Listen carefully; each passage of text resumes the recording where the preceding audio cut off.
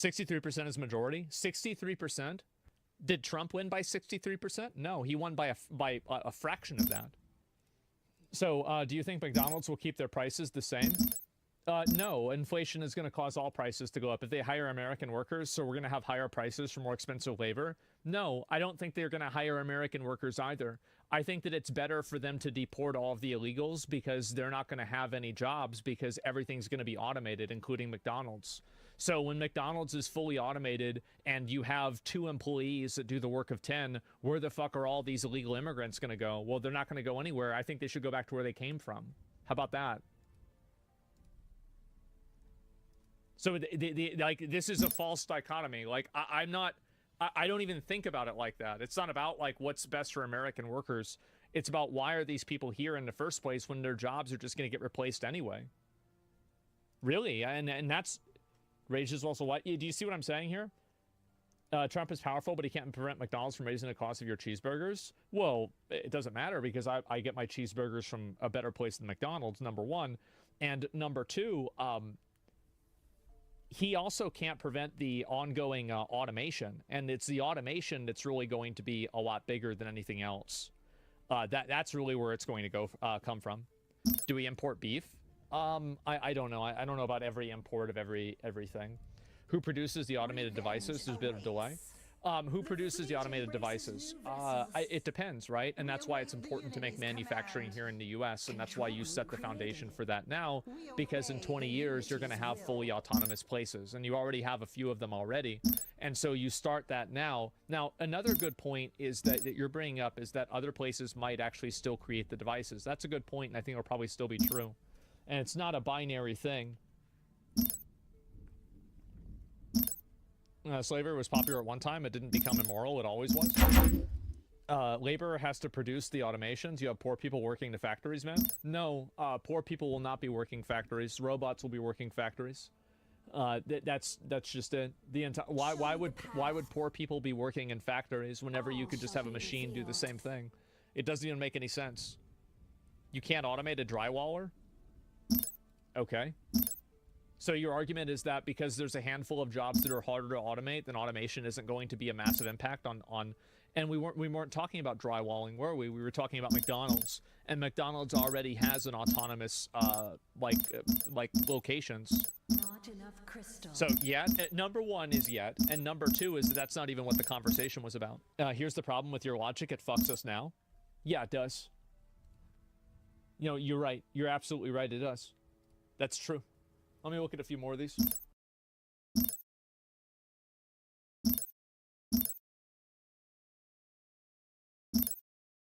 I don't care about your fake and gay stock market collapsing, boomers. You locked me in a decaying comedy block apartment over the flu and cost me my job. I'm nearly 40 in the worst job market ever in a century. Because of your greed and selfishness, I voted for this. I'm 24 and I don't care about 401ks. I mean, I'm going to be honest. Remember when I told you guys the other day about how with the Trump tariffs, people weren't going to care because they don't have stocks and they think it's bullshit? And everybody said there's no way they're going to be thinking this.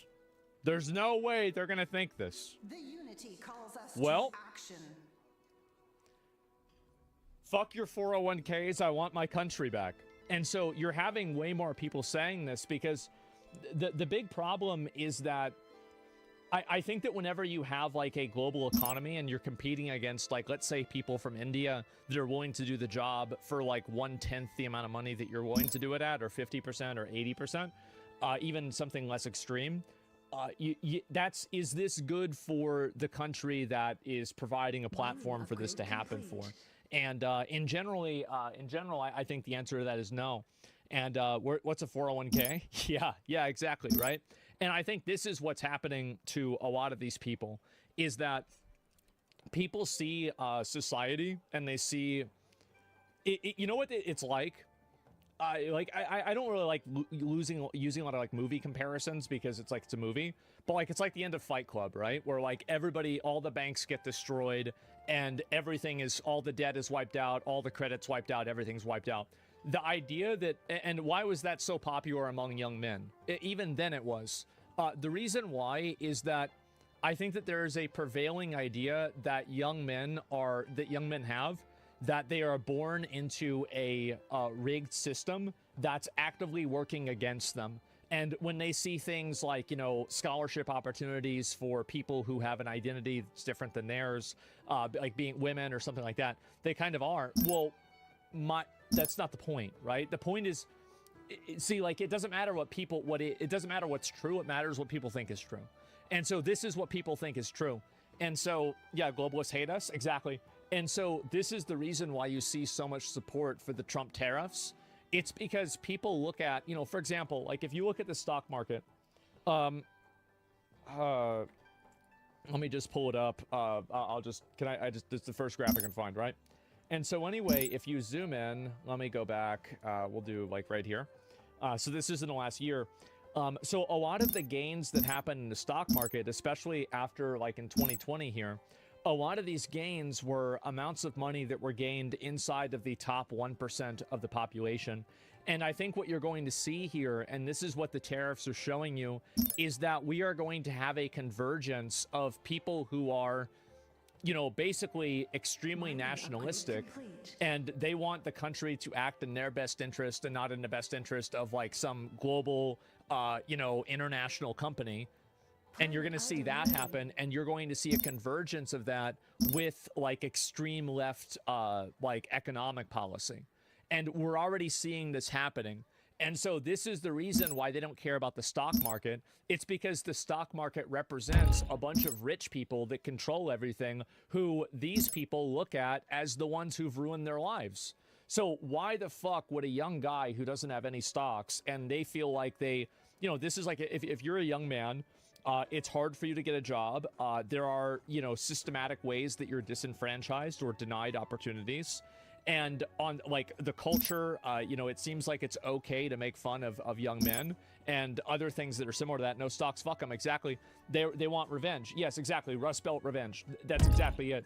And so this is the reason why you see so many people supporting the Trump tariffs.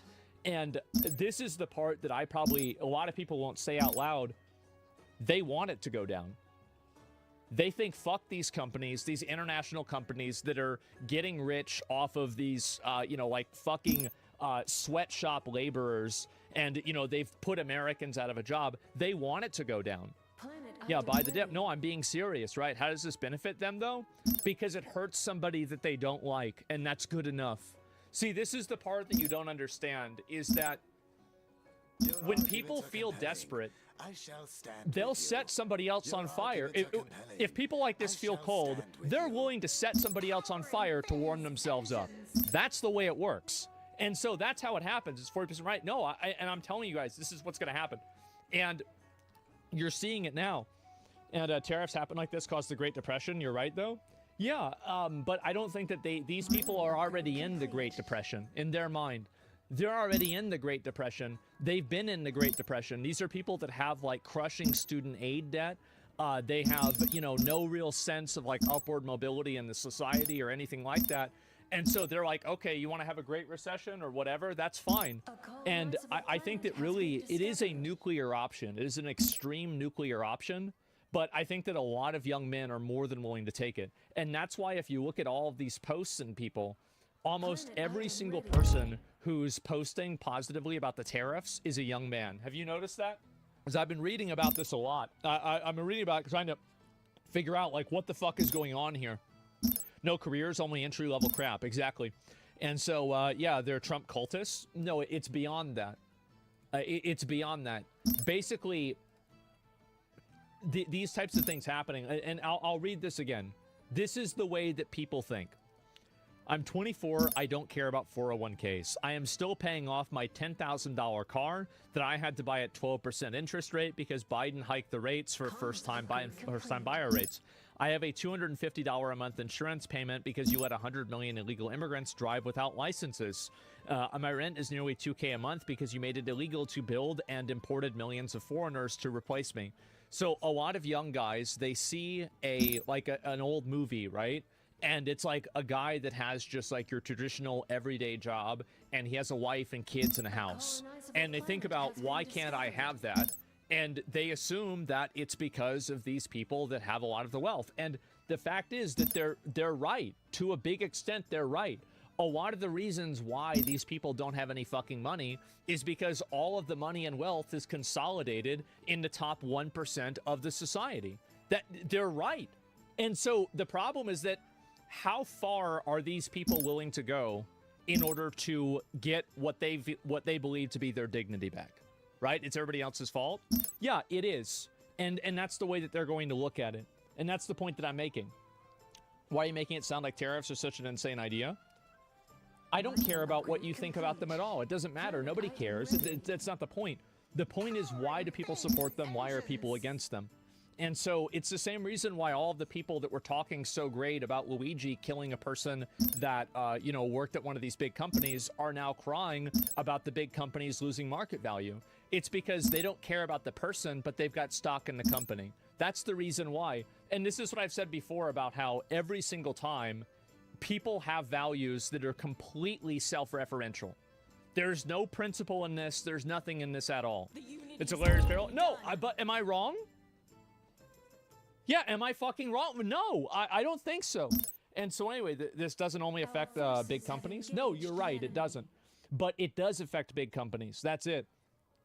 And so you're totally right. Yes. And I think that also most of the companies that people have their money invested into, that they're complaining about stocks, most of those companies have CEOs that, if you used Luigi's logic, deserve a bullet in the back of the head. That's the way it is. And I'm not saying you should do that. I think that's a terrible idea. But that's what he did. And they were, you're wrong? Okay. Okay. All right. Don't say I didn't warn you. I said this is going to happen. I said it was going to happen 2 days ago, and we're seeing it happen now. And I think that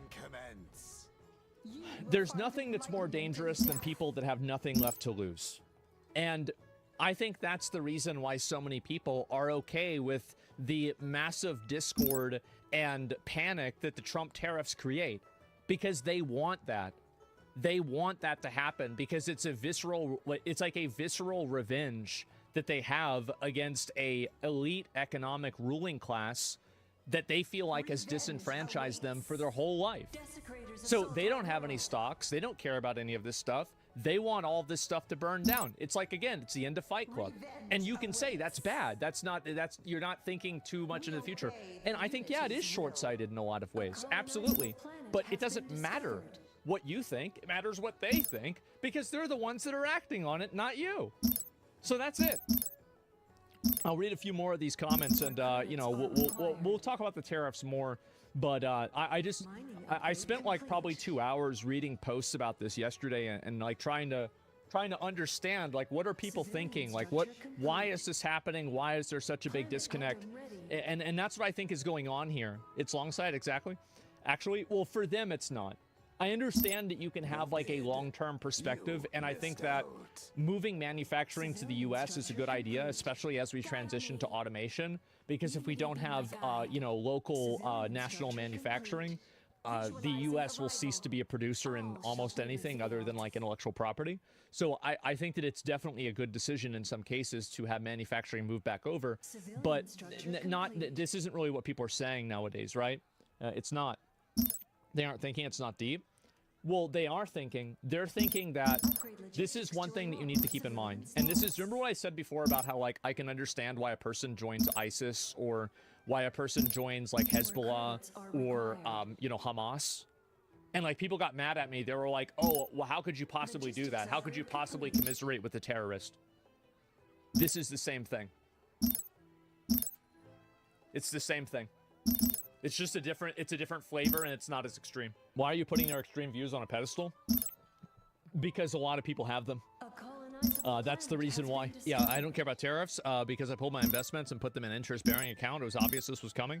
Yeah, sure. They're acting in their own immediate interest. What does a 401k matter if they can't afford breakfast or basic goods? This is the premise of a tariff enjoyer. This is absolutely it. They've grown up in recessions and downturns, and the only thing that they saw grow was the numbers of billionaires. Of course, they're mad. They're acting in their own immediate interest. What does some 401k matter if they can't afford breakfast or basic goods? That is exactly it. Losers who are bad with money had no retirement plan, no investments, are okay with tariffs, right? Yeah, and this is what I said before about how you know, whenever we have automation, we're gonna have to bring back slavery or do something that's similar to that, maybe kill a bunch of people, because what are you gonna do with all these people that, you know, don't have a top 10% level of intelligence in order to perform some kind of a job, right? That's still not removed by AI. Well, what do you do with them? Well, you have to do something. I'm telling, like, people don't see it the way I see it. People don't. This is only the beginning. This is only the beginning. If you think this is bad, this is only going to get worse. It's only going to get way worse. And so UBI depopulation. Yeah, I remember when COVID came out, and I was like, oh, are they doing it? Because I was thinking, because I always thought a really good way to kill a bunch of people would be like through a plague or something, right? But because, like, you know, that worked for Europe, and it didn't really happen, but that's what I thought it was going to be.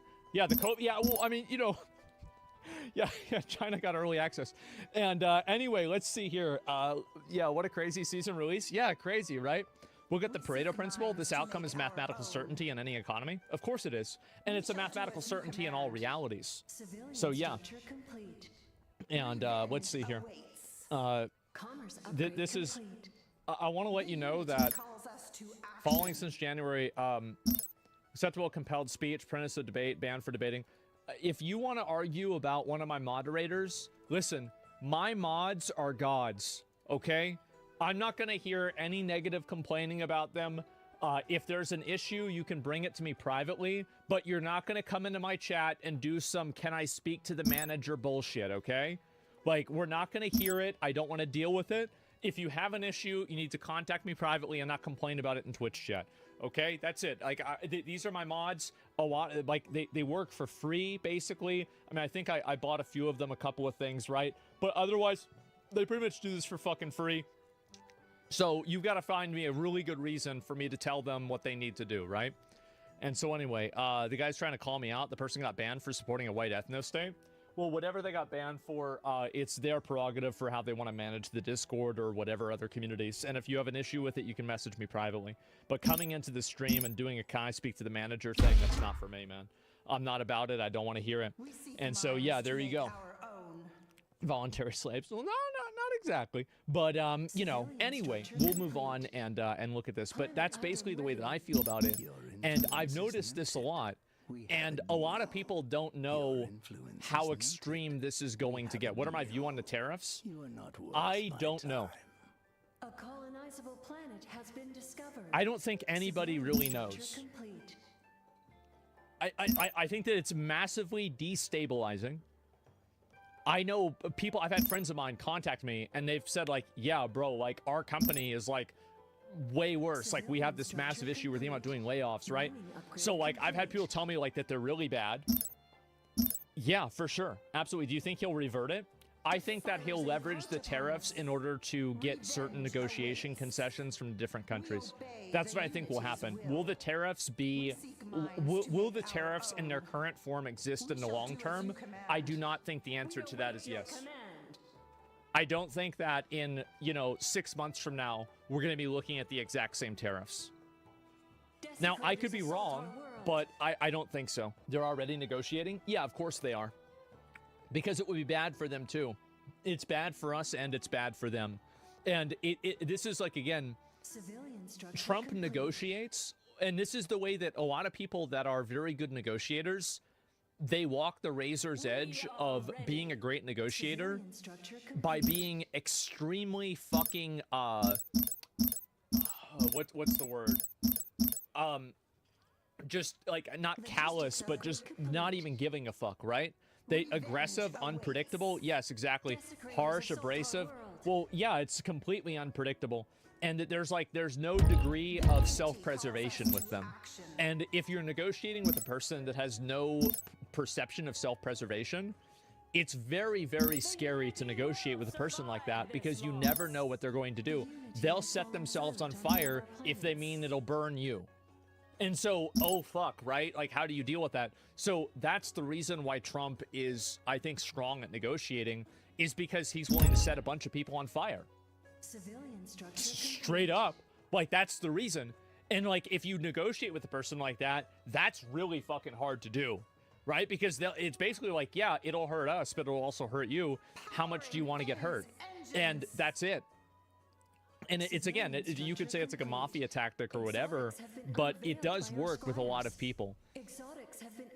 And so, yeah, leaning left today. Am I really? I mean, I don't think that I'm really leaning left. I think this is anything that I'm saying left wing here? I feel like this is just the truth. This is the way it is. I don't know what you want me to say. Yeah, who said that? I don't know. Yeah, it's pure logic. Yeah, this is all logic. And so anyway, yeah, my reg button is bigger than yours. Exactly. We imposed tariff in 2017. Multiple countries in the U.S. economy flourished under Trump's administration. How is this any different? I'm not... Why, like... Nobody knows what's going to happen. Why are we even debating this? Nobody has any idea what the end game for this is. So yeah, I mean, these are blanket tariffs. It's very different. Well, I'm saying, like, nobody knows. That's my point. Trump bootlickers are nihilists and Joker style, watch it burn, not a serious people.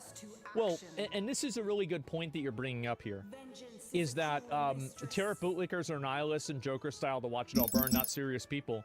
Well, they don't need to be serious to cause serious damage, do they? And the Joker blew up a bunch of buildings. So do you want to have somebody like that in your city? Nope, you don't.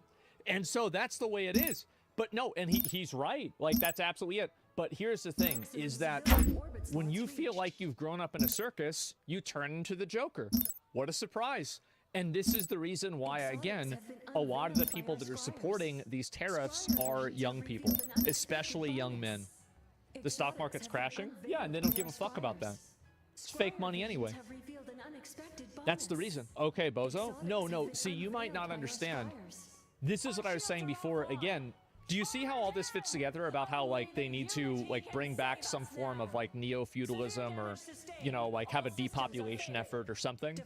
Because, like, you're gonna have so many of these people that inside of a democratic system, they will outvote you and cause problems. I just, like, I don't think people understand what's coming. They really don't. Why would we give a fuck about that old rich fucks that are losing money? Exactly. And these are people, and you know who really cares a lot about stocks? Two groups of people care a lot about stocks. Number one is, you know, obviously rich people, and number two is old people. So with you, when you have a group of people who think that boomers have fucked up the economy and they hate boomers, and now you have a system where basically boomers are getting absolutely fucked by this system, they're happy. I think that many people really don't understand how popular revenge is. And that's it. Let's remove the boomers. Well, this will remove boomers. When they run out of money and they die because they can't afford healthcare, this is a boomer remover. It will be. Now, it might take a couple of years if the stock market keeps going down, but it will kill them. Now, it doesn't kill them directly, right? But it will do it indirectly. Lamount? No, am I wrong? Of course it will. You take away people's money and then they can't afford to get health care and they die. Duh. It happens all the time in America. Not wrong, no. And I'm just talking about this the way it is. That's it, perfect plan, exactly. Also die with job loss, yes, clearly. It'll kill young people far faster? No, young people will not be killed by not being able to afford healthcare at the same rate that old people will. What a stupid thing to say. Anyway, but I'll get to, I know, like, JD Vance did an interview about this, and there are some other things that were happening. So, you know, we'll move back and forth with it, right? And, but young people are not impacted by tariffs, like the Democrats are not freaking out about the Tesla fires. Well, it depends, right? That's two very different things, though. Boomers have Medicare, they lose their houses, and we can buy them cheap. Exactly. Yep. And by the way, some people might think, like, that's a horrible thing to say. Yeah, that's what people have been doing for thousands of years. Yeah, they've been doing this forever. We're not... You have to understand that if you look at, like, all human history, right? So this is all of human history.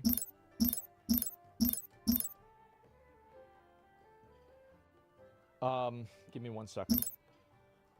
This is the part where we don't rape and pillage. And this is the part where we do.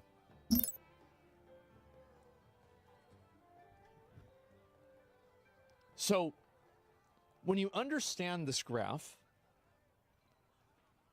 people are programmed to think in the red. They're not programmed to think in the green. That's it. Looks like a blunt? Well, maybe so. Yeah, Schedule 1, bring it back. And it could still ruin your life. You can't afford healthcare and you have a baby or a car, it puts you $30K in debt you can't recover from. Yeah, no, for sure it will. Yeah, no, you're right. But I'm talking about like ratios and averages, right? That's clearly what we're discussing here. Young people need homes too. Exactly. And I think this is, thing you've been using this for years. Yeah, and so there's two ways. How do you fix housing? Well, there's two ways. You either make new houses or you get the people out of current houses. So if you have a system that by a third order of effect kills people, then that's going to fix housing a little bit, wouldn't it? It would, because they're dead. So who's going to be in the house? Planet item ready. And that's what it's going to be. Yeah, deport illegals. I'm telling you guys, I'm telling y'all this is what's going to happen. And you might think I'm crazy, but in time, you'll see the truth. You'd rather kill people instead of building more? I didn't say I wanted to do that. I think it's a bad idea. But what I'm saying is that other people don't. And what I'm saying is that you can't, like, people always make these moral arguments, and they're not real. Like, these are like fake arguments that people don't really believe in. They would be more than willing to do something horrible to another person in order to get what they want. And that's like I think that most average people are like way worse than you can imagine. They are way worse than you can imagine, and you have no idea how fast and how easily they can support something that is completely dehumanizing. Yeah, supply and demand. Yeah, don't be so nihilistic, dude. I'm not nihilistic. I'm just looking at history, and I'm looking at common sense. That's all. China imposes 34% on all U.S. imports. Oh, boy. Oh, boy. Oh, boy. This is going to be a pretty exciting time, isn't it? Man, I thought we were cooked yesterday. Little did I know that we were only marinated. Oh, no. This is going to be... Trade wars usually don't end after the first one or two moves. Yeah, this is going to go on and on and on. And I think this is going to be crazy. I don't know really what's going to happen, but right now, I think everything's up in the air, pretty much. So, yeah, it's insane. Tax the penguins? I did see that. Yes, Trump put a tariff or a tax or something like that on an island where only penguins live on it. A colonizable planet has been discovered. Oh, boy. Oh, no.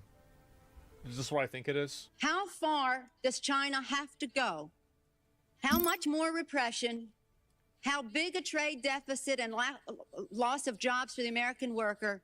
And how much more dangerous proliferation has to exist before members of this House of Representatives will say, I will not endorse the status quo? Man. As I mentioned, it's about jobs, proliferation, and human rights. And there are those She was only 130 years old back then.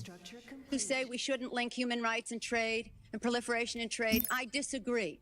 But if we just want to take up this issue on the basis of economics alone, indeed, China should not receive most favored nation status for several reasons that I'd like to go into now. I'd like to call the attention of our colleagues to this chart on the status quo that the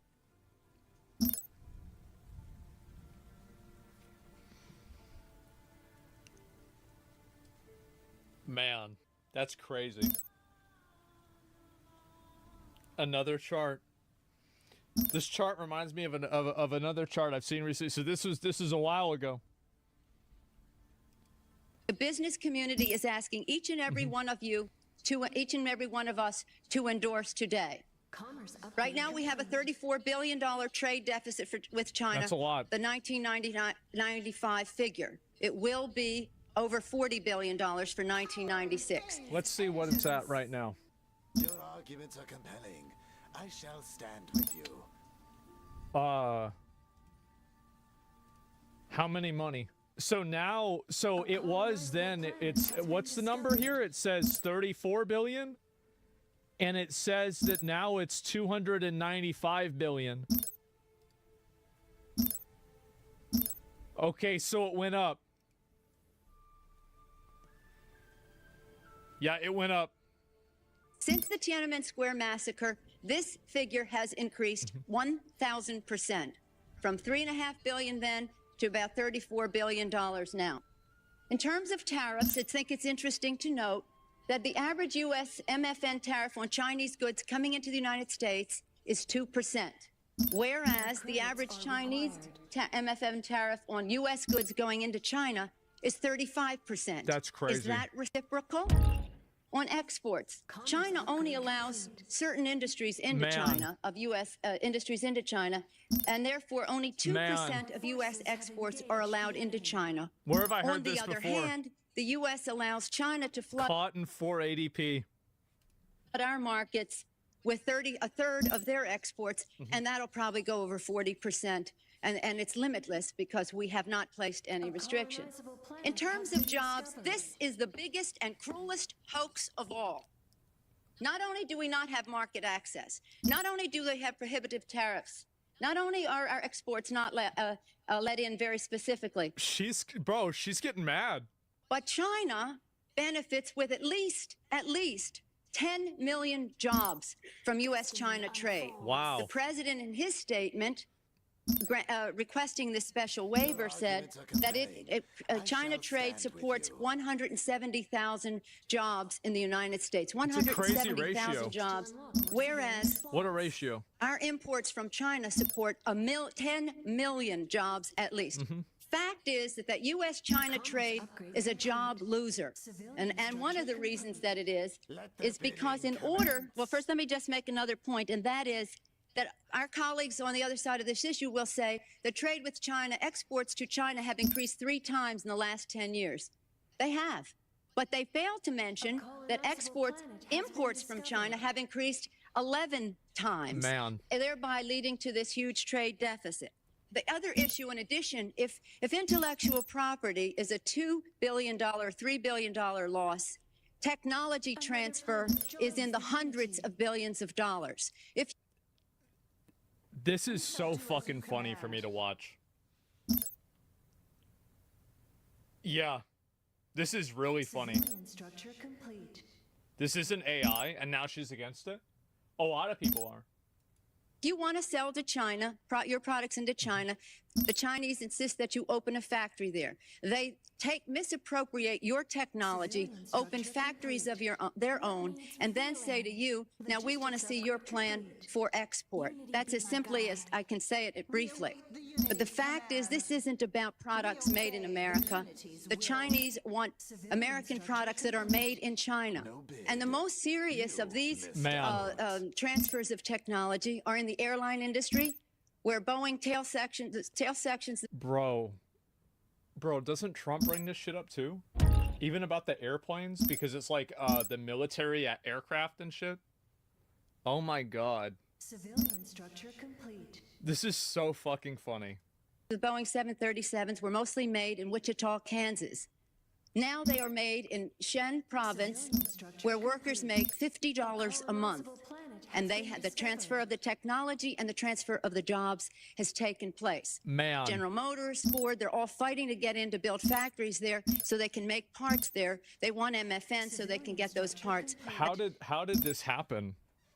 I really don't know. That's crazy. Back into the United States. What the fuck happened? I don't know. We are exporting not low-tech jobs and textile jobs. We're exporting our technology. Now, if you take a country the size of China, with the very cheap, and in some instances, slave labor, the lack of market access, the rip-off of our intellectual property, the transfer of technology, a country that is not willing to play by the rules in any respect in this trade relationship, you have a serious threat not only to our relationship, but to the industrialized world.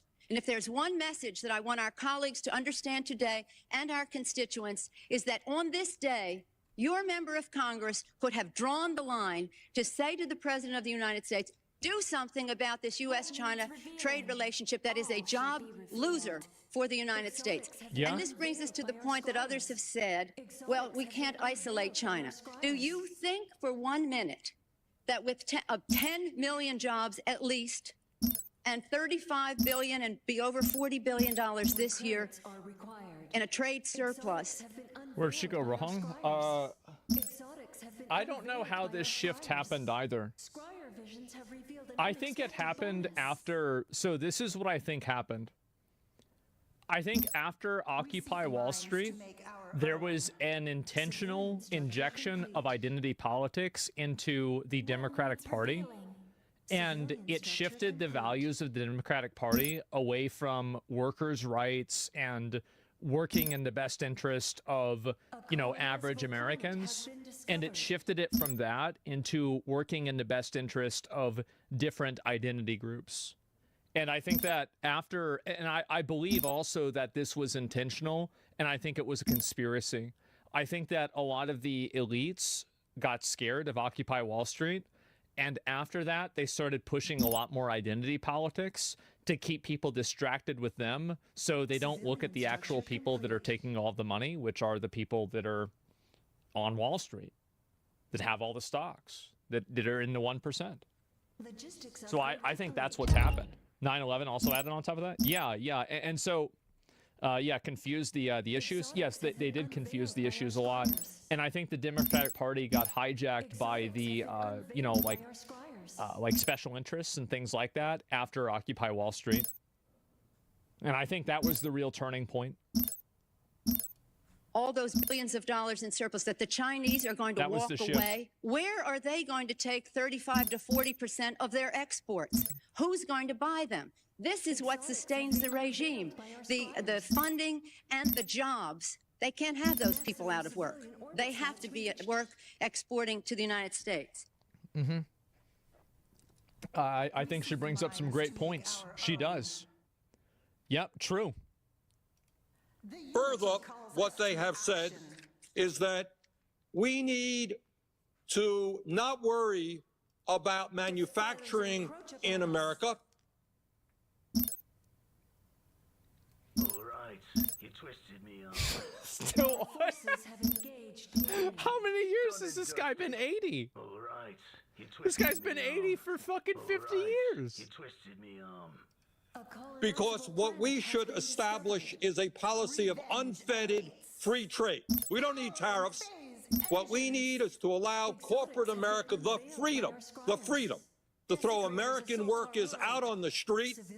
People are making 15, 20, 25 bucks an hour, health care, pensions, throw them out on the street because somehow, Madam President, we are going to create wealth in America and good paying jobs in America as we shut down plants, we move to China, corporations. He was right. He was right about everything. Everything that he said was going to happen, happened. There, pay workers 20, 30 cents an hour, and we bring the Yep. product back into this country. And anyone who goes shopping in a mall knows how difficult it is today to find the product made in America. But that is the philosophy, and I have to say in that regard, the champion, and he is honest on this one. Senator McCain has been criticized recently for not being the John most McCain. honest candidate we have seen in terms of his ads and so forth. He has been honest on this one. He is the lead advocate of unfettered free trade. And that's an also important part of this right-wing ideology, that it is good for America that corporations can go to China and bring products back into this country. How the fuck did this get shifted? This is crazy. Literal 180. Yes. They delayed for too long. China manipulated their currency. They've been doing that for a long time, as far as I know. Yeah, but now you have to deal with the reality of 2025 and solutions from 2008 are not viable anymore. In some cases, I think you're right. Not in this one. I think this is a general reality. Uh-oh.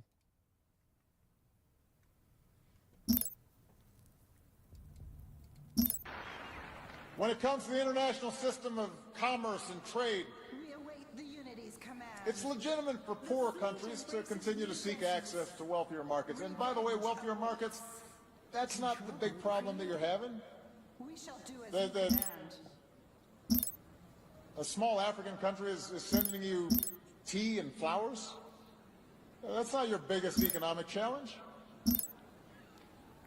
It's also proper for advanced economies like the United States to insist on reciprocity.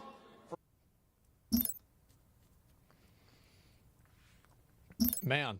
Nations like China that are no longer solely poor countries, to make sure that they're providing access to their markets and that they stop taking intellectual property and hacking our servers. Man. There's a lot of these, huh? You mean reciprocal tariffs? Yeah, I guess so, bro. What happened? I don't know. What would you do differently, Donald? Seek minds to make our own. 1988. Okay? This is before I was even fucking born. 37 years ago. What would you do differently, Donald? I'd make our allies, forgetting about the enemies you can't talk to so easily, I'd make our allies pay their fair share. 37 fucking years he's been waiting to do this. Man.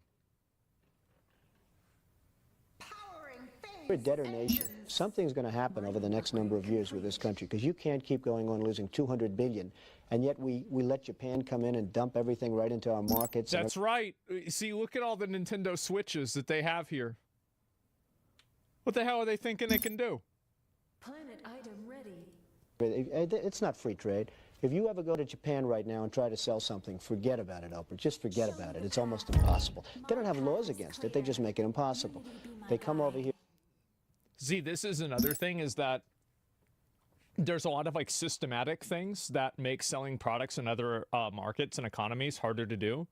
And they're not just explicitly tariffs, but they function as tariffs. And I think that that's like probably another part of the messaging that's getting left out. And I'm not talking about the VAT. They sell their cars, their VCRs, they knock the hell out of our companies. And hey, I have tremendous respect for the Japanese people. I mean, you can respect somebody that's beating the hell out of you, but they are beat. He still says this shit. He even said that about, you know, he's like, you know, Shinzo, I know, like, that's, you know, you were getting us, and I know you were getting us. It's okay.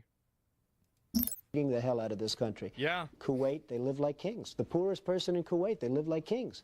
And yet they're not paying. We make it possible for them to sell their oil. Why aren't they paying us 25% of what they're making? It's a joke. This sounds like political presidential talk to me, and I know. Man. Upgrade logistics to unlock more civilian slots. That's crazy. How about that? People have talked to you about whether or not you want to run. Would you ever? Mm-hmm. Probably not. But I do get tired of seeing the country ripped off. Why would you not? I just don't think I really have the inclination to do it. I love what I'm doing. I really like it. Also, it doesn't pay as well. No, it doesn't.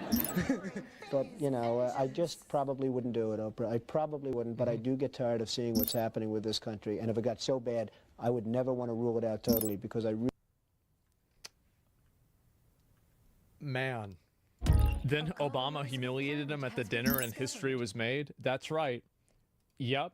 There's a vicious rumor floating around that I think could really hurt Mitt Romney. I heard he passed universal health care when he was governor of Massachusetts. Someone should get to the bottom of that. And I know just the guy to do it. Donald Trump is here tonight.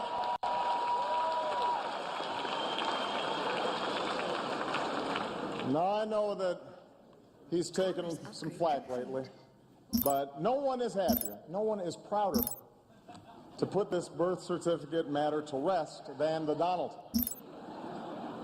And that's because he can finally get back to focusing on the issues that matter. Like, did we fake the moon landing? Upgrade logistics to unlock more civilian slots.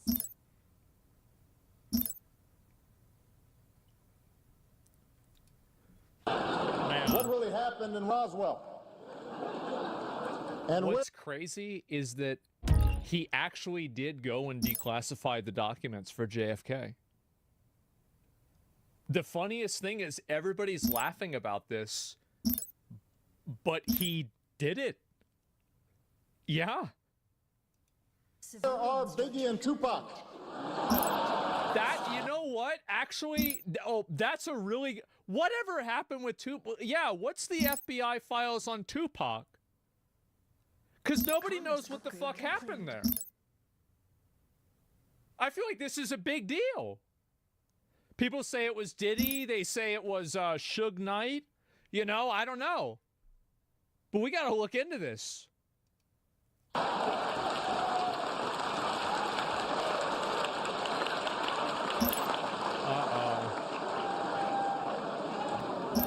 All kidding aside, obviously we all know about your credentials and breadth of experience. For example, no, seriously, just recently in an episode of Celebrity Apprentice at the steakhouse, the men's cooking team did not impress the judges from Omaha Steaks. And there was a lot of blame to go around, but you, Mr. Trump, recognized that the real problem was a lack of leadership. And so ultimately you didn't blame Little John or Meatloaf. You fired Gary Busey. And these are the kind of decisions that would keep me up at night.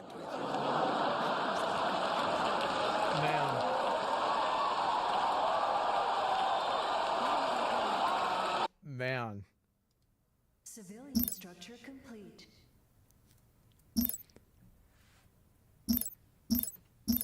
Man.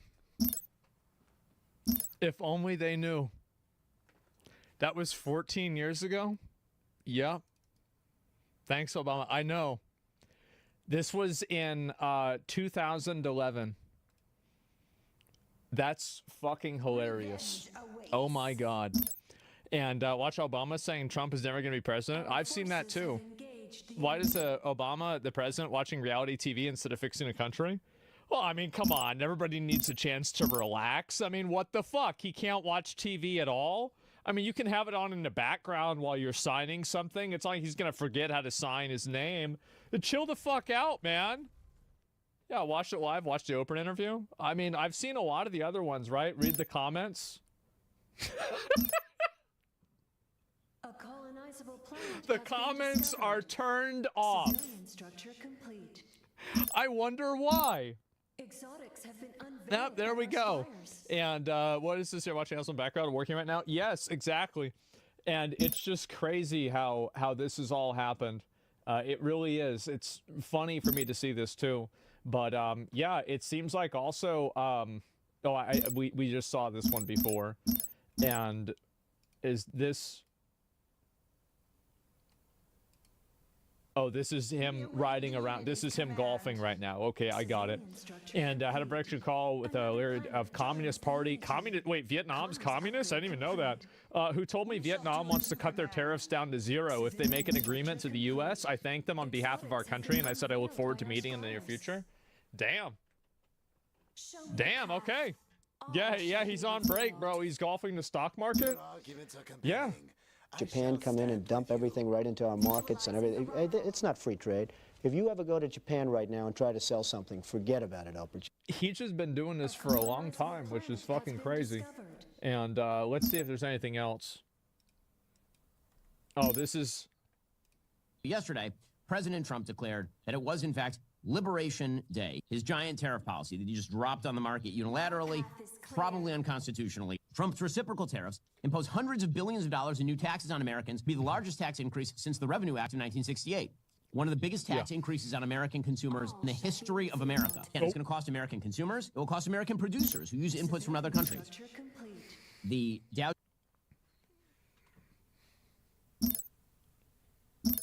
It does keep getting bigger. Civilian structure complete. I didn't believe the memes. Logistics upgrade but complete. it does. Like, that's crazy. Why? Jones Industrial Average plummeted immediately more than 1,000 points. The S&P 500 plummeted more than 3%. The NASDAQ plummeted almost 4.5%. There are real-world implications for this sort of stuff. Trade wars are, in fact, not good and not easy to win, particularly if you don't actually have a plan. It is predicated on a bad idea of how international trade works. A fundamental misunderstanding of trade deficits. Trade deficits are they're an accounting procedure. Trade deficits have pretty much nothing to do with the health of an economy. I can name you a period in American history where there was a fairly large surplus in America's balance of trade. The entire Great Depression. Oh. So this is the reason a lot of people have noted, like, the Daily Wire is laying a lot of people off. And I think one of the big reasons why a lot of these, like, traditional spaces like this are having problems communicating with the public is because they've become the, they've effectively become the authoritarian ruling class. And I think what happens with a lot of people, and this is what happens with politicians too, is that politicians initially go into a, into a job, and I think media, this is the same thing that happens, is that they initially go into the poll. Yeah, exactly. It's a good poll, right? And so they go into the media and they have good intentions, but over time they become the, the norm, right? The average. And so I'm not voting on that one. Yeah, exactly. And so I feel like the reason why people like Ben Shapiro, like apparently they're having to fire people and they're losing relevance, is because this messaging doesn't resonate with the average person. And the average person that's looking to consume media on the internet isn't looking to hear about like a top-down perspective of like the 1% ideas of the stock market. That's the reason why. I'm an average American. I don't care. Yeah, exactly. And but he's not wrong. I think that you can be right and still lose. Like winning, like being right doesn't mean that you're going to win. Now, usually it does, but it doesn't always mean that. How long until Republicans mutiny against Trump when they start losing a lot of their money? I think that will only happen if they lose control of the narrative to the public. Because if the public feels like basically the important thing for them to do is to make sure that they have a consistency of making the public believe that it's hurting the upper class more than it's hurting the working class. As long as you can maintain that perspective and people think that, they will be okay with the tariffs and they'll be okay with the stock markets going down. So that's it. When Trump seizes when Trump seizes your funds, will your opinion change? Let me ask you something. What do you mean by that? A colonizable planet has been discovered. So like, do you think he's gonna like go into my bank account and then like delete the money from my bank account and then put it in his bank account? Like, what do you mean by this? That was a joke? Okay. All right, let's move on. There's a lot of people that say stupid shit and they're not joking, so I'm not sure. Yeah, but the only person who wins is Trump. U.S. citizens will lose. Yeah, I mean, sure. But, like, I'm just telling you, like, that's the way that people will see it. That's it. Like, I don't know what else to say. And I'll see if there's anything else to look at and find here. And, man, it is pretty fucking crazy to see this happen. Especially, like, how extreme it is. Do you see a drama over Schedule 1 developer being sued by studio? No, I didn't see that at all. And, bro, it's always Trump is going to make the rich richer, and now he's going to take your money. You got baited. It's actually wild. Well, I didn't get baited. The guy just said something stupid, and I reacted to it. That's not even my fault. That's not getting baited, right? That's just how it is. So, yes. Let me see if I find a few more of these. Down about 8% those problems, but what's also indisputable is the markets are down about 8% in just 2 days, and I'm getting all kinds of reaction from businesses, farmers in Wisconsin that are highly concerned about what's happening. So those are the facts. I don't know, all I can really do is kind of report the reality to the administration, let them know, how these actions are impacting my constituents, those problems. Yep. That's right. It'll be awful for farmers. Yeah, Trump's also trying to tank the 10-year treasury with us needing to refinance $11 trillion in debt. Well, I'm not sure about that. And yeah, I haven't even read about that, I didn't even hear about that. I have no idea. Like, it's the first time hearing of it. Stocks tanking won't hurt the richest as much. They have money managers who will make money whether stocks go up or down. It's the middle class who will get hurt. Yeah, but the problem, here's the issue, is that the middle class is a lot smaller and higher up than you might imagine.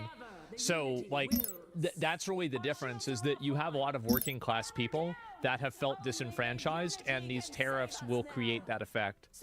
And I think that it will negatively affect them in that way. Let me go back. I'll see if there's any more of these that are worth looking at. Civilian structure complete. What I find so frustrating about the conversation around tariffs is that we all agree on the problem. We all agree that the deindustrialization of America led to the downward mobility of the American working class, deaths of despair, people working multiple jobs and not being able to afford the American dream. We all agree that it is deeply unfair for the American middle class to be bearing the burden of unfair tariffs from other countries. We all agree that it is great for the president to have leverage in order to demand reasonable things, like that countries stop allowing fentanyl to murder 100,000 Americans every year, and that Mexico do its part to police its own border. And yet when somebody has the courage to show up and say to Wall Street, screw you, I am waging class warfare on behalf of the American working class. Damn, she said it. We are ready. Your bid was insufficient. Wow, that's right. That's right. And you elites in Wall Street, you do what you need to do, because I'm not going to stop fighting for the American working class. Suddenly, everybody is sitting around going, oh no, the stock market. Yeah, the stock market looks like that because the rich are punishing Trump for siding with the neglected and humiliated American working class over them. We have all— I think the humiliated part is really important. It's what I was mentioning before about the dignity thing, is that people feel like they don't have dignity to live lives in a way that they feel comfortable and confident in. And because of that, it's caused them to have like a deep-seated like resentment of like the, you know, like any powers that be are wrong, basically. It's burning down the system. Already seen these tariffs work, Pierce. The number of people crossing the southern border is at 0. Fentanyl Is it one? Is at record lows one got for the through. last 10 I don't know years. how that happened. We have already seen $1.2 trillion in manufacturing invested in this. Do you personally buy the idea that the admin is waging class warfare in favor of the working class? No, I think Trump is just. I think Trump is doing what Trump always does, which is destabilize things to a degree where nobody knows what's happening, and then take advantage of the chaos. I think that's what he's doing. Country since January 21st. So they have already worked. Now, how long is Wall Street going to keep trying to punish this president for standing the American working class? I don't know, but I can tell you that the view from the street is people cannot believe that there is a president who is working for them, who is putting them first and telling Wall Street to go screw itself. Wall Street, which picked the Democrats for the last 3 election cycles in a row. That's what the real story is. Yeah, the reason why Wall Street picks Democrats is because Democrats can control young people by fixating them on identity issues and keeping them away from class warfare. And that happened after again, Occupy Wall Street. That was the big shift, and that's why Democrats support, they get a lot of support from Wall Street. It's because it's the best, like, misdirection that's out there. Civilian structure complete.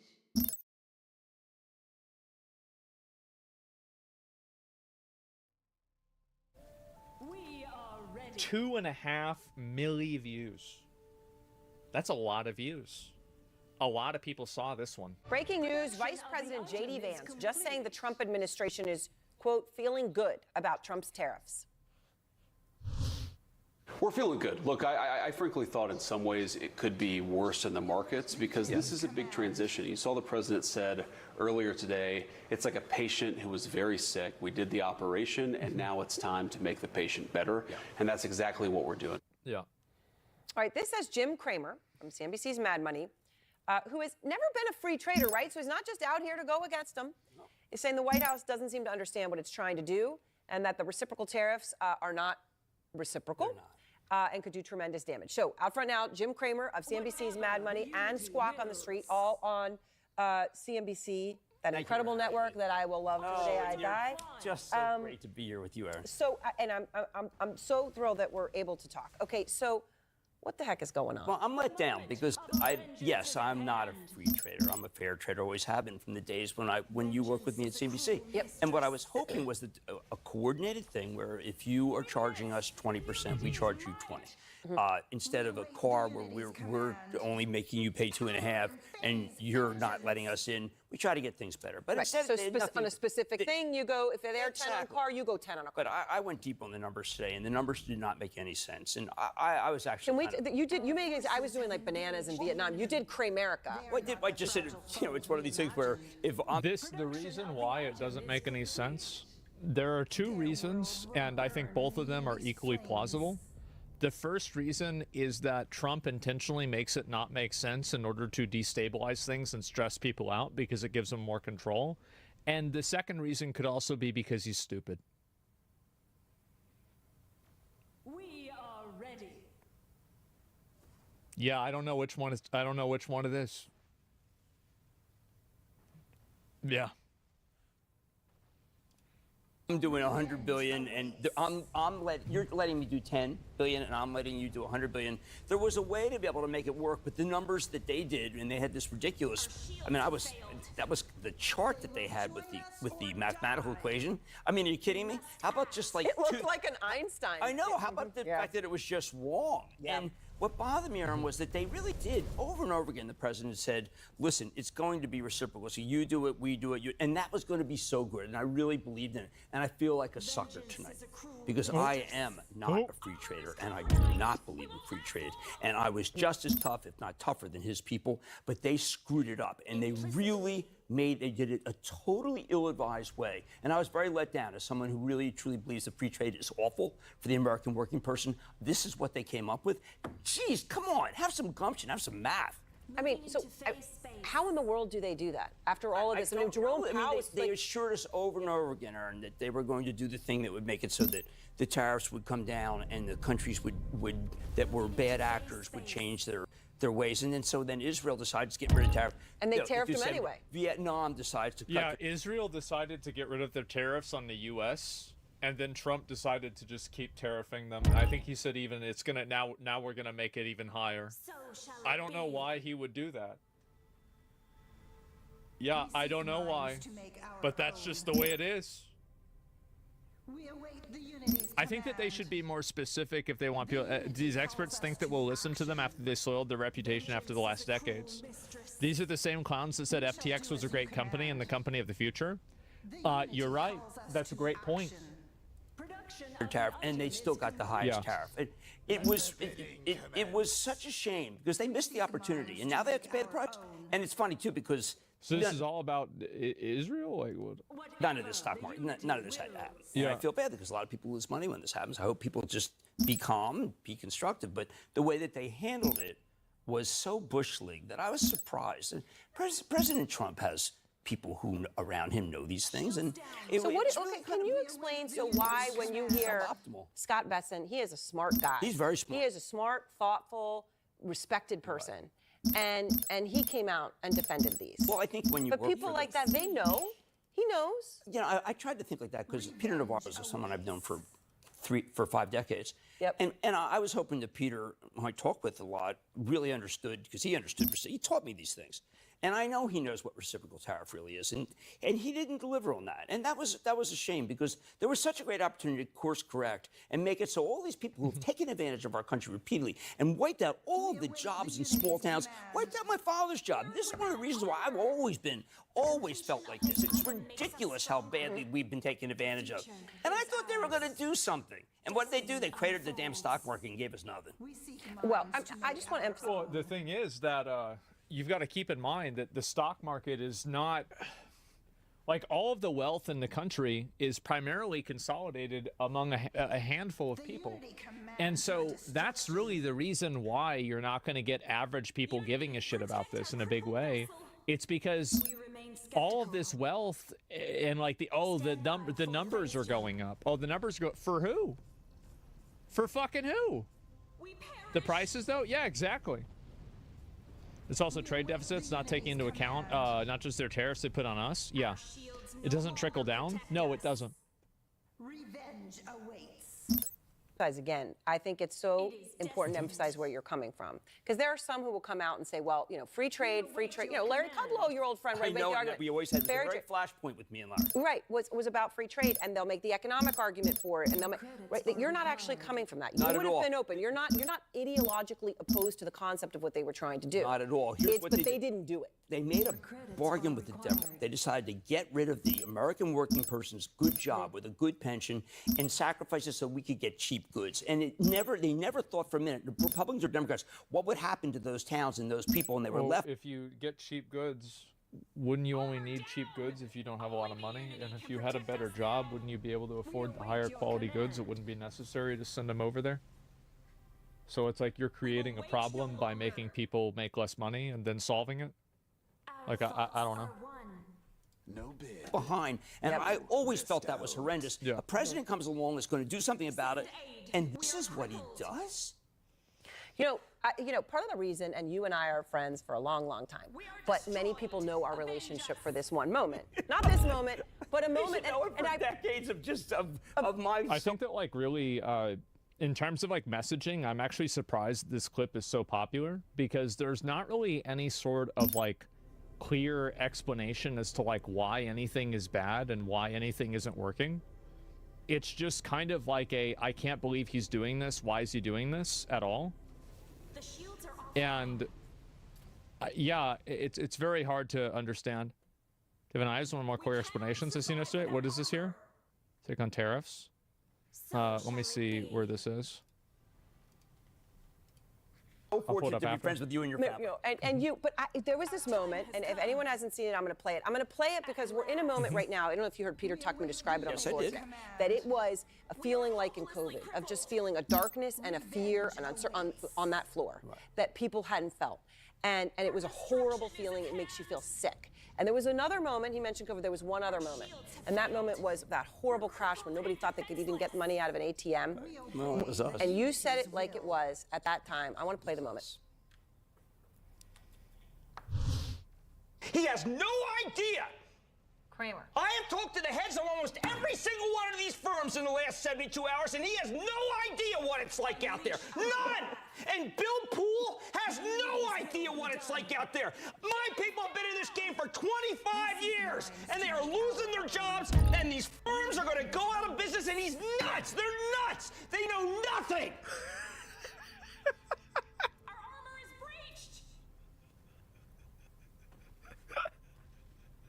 Oh, fuck. Kramer. Man. I have not seen it like this since I went 5 bid for 500,000 shares of Citigroup when I got hit in 1990. This is a different kind of market, and the Fed is asleep. Nailed that one. You know, little. Yeah. Obviously, is very much less medicated than me now, or maybe just younger and a little more fiery. But yeah, that was 2007. You and I both knew, and I was getting tired of trying to be calm and trying to be like medicated, supposed to be on TV. Right. I always felt comfortable with you, and I know that. I just said, oh shit, excuse me. That's down like That's all Gary. right. Restoration sound like Hardware Gary Friedman. My friend is going to be on tomorrow at RH. I'm going to have him on. Oh, you're going to have him on? Yeah, You're just fucking Well, it I want up. to know what it's like in that moment when you look down at your computer on your your 100 call. points. You drop 100 points, you're But stuck. here we are, and I understand it's a different moment in just some cursed on senses. CNN. But I'm sorry. It's another moment like that, though. Well, okay, where so he comes I out and have to say that this is probably the worst video I've ever watched. This video reminds me of like whenever you're writing an essay about something that you don't understand and you never actually explain anything, you just restate things that like general opinions over and over. Like I actually and then it's like now you're just playing a like this is I thought like, okay, well this has like 2 million views, right?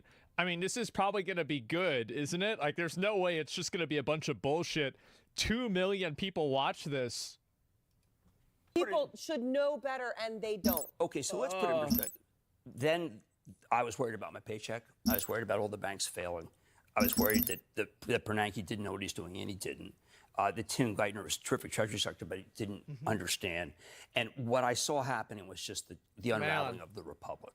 This is not that. This is a man-made issue that can be corrected through some thought. Maybe get the Treasury Secretary more involved. Maybe explain to the people why you wanted to do this. But this is nothing. And by the way, like a man-made issue. It is an issue made by one man. Right. So it's true. And there were others who were around him who didn't give him good advice. But this can be, and look, and I know he's going to have to dig in his heels because that's his nature. But the economy's stronger. Unemployment is very, very low still. We still have a fantastic Fed chief in Jay Powell, who's a remarkable person, an adult in the room who will do the right thing now because they just created inflation. They didn't seem to realize. I mean, I thought that President Trump won in part because he realized that there was so much inflation. Well, they just gave you far more inflation. That was a shame. And now you got people hoarding. Forget that. I mean, I'll see you at Costco on Saturday. I love Costco, but not because I'm hoarding. But I do buy gold for Costco, and I like gold. But I...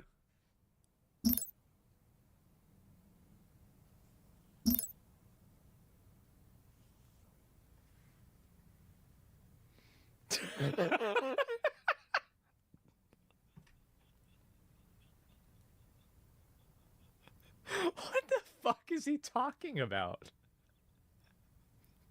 What is he doing? Like, what is this? Like, the thing is that this is like, oh my God. It sounds like Trump? Yes. It's like, well, there's this conversation I had with, this guy, he's got a basketball team, and let me tell you something about basketball teams. Oh, fuck. Oh, fuck. Okay, all right, let's go. Let's get it. I just feel that they just got they just did the wrong thing, Aaron. But it's not something that is catastrophic. The stock market will recover, but this is not 2007 when so many people lost everything. Yeah, well, and let's hope that they can course correct.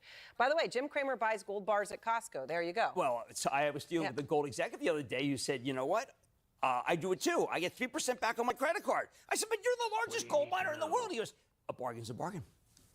All right, well, there you go. So there's your advice. So Costco. thank All right. It's wonderful to see you, Jim. Yeah. And so appreciative that you could come and that CNBC let you come. And, of course, CNBC's Mad Money, Squawk on the Street. That is crazy to me because this is an 8-minute video and nothing was said at all in this. Did he say anything? Like, I don't even know what the point of this was. What even was this? No? Yes, it's just crazy. And this is another one right here. Speaking as an elder millennial, the boomers spent the last 40 years shipping all the jobs they enjoyed out of this country, and now they're crying about their stocks. Fuck them. My generation and later is fucked anyways. May as well take a chance on getting some jobs back in the country. That's right. That is the new, gentlemen, the new economic policy. It's called fuck them. That's it. That's how we do things now, gentlemen. I don't know what this is, but I'll look at this just real quick. Maybe this one might be better, right? I don't know. You're an analyst. What do you do? I mean, look, 25 years covering tech and markets. It's probably the most absurd 36 hours that I've ever seen, because my view is that this is an economic Armageddon if these tariffs come through. And I think from a tech perspective, in terms of probably like one of the biggest assets we have in this country, it would take us back potentially a decade, and it would steamroll China ahead. And that's why our whole point right here, even if you got a deal in a month or two, you're already looking at 5 to 10% earnings cuts across the board in tech just to start. And I think that's really the worry right now as a tech investor. Apple, American icon. And for that reason... This is the problem, is like he looking at it from an investor POV. He looking at it from an investor POV. People thinking about it from like their own individual POV. That's the problem. Yeah, and like that's... it's overvalued. Well, here's the best example that I can give you guys about stocks being bullshit.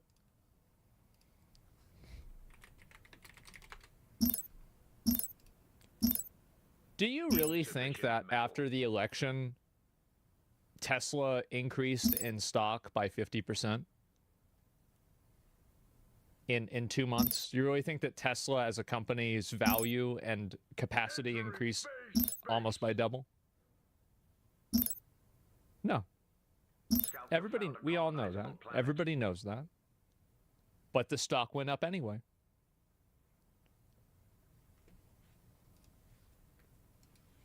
Nobody believes this is going to happen. They're looking for exemptions. They report in a month, at the very start of May. How do they offer any guidance at all? Oh, I mean, we've said we don't believe Apple, or actually basically any other tech company gives guidance, because you're essentially blindfolded playing darts, giving guidance. And it comes down to, like, if you wanted to implode Apple and you wanted to actually try to figure out the formula to actually make this company, what I really view, it could take them back years. It's this tariff, because it comes down to a 54% from China. It would take 3 years and $20 billion to take even 10% of the supply chain to the U.S. If you want $3,500 iPhones, we should build them in New Jersey. We should build them in Texas. If you like $1,000 iPhones, you build them in China. And I think that fundamentally is really the issue here in terms of the near-term pain. The thing is that, like, people can't afford the $1,000 ones either. That's the issue. And so, like, yeah, the iPhones, yeah, and that's I think what the problem is that, like, the argument that, okay, well, we're gonna use this, like, really cheap labor and this is going to make everything cheaper here. I think that that's an okay idea, but the problem is that when people don't have money here and they don't have jobs, that's not going to work for them. Would be 5, 7, 8. It would change Apple as a company. Which is the reason why a lot of people don't believe that this is actually going to come through. Even if there is some kind of negotiation, how much damage do you think is being done just simply through the uncertainty? You're burning the house down, but then you still have a toaster oven and the bagels ready. The point is, like, the damage that's being done here. I mean, I've talked to so many tech executives over the last 48 hours, and they don't know. And the worry is the uncertainty, the inventory. What does this mean? Talk about, you know, all the conversations we've had over the years. AI revolution, in my opinion, fourth industrial revolution, where we are in tech, overall markets. And this essentially, it's imploding it, self-inflicted.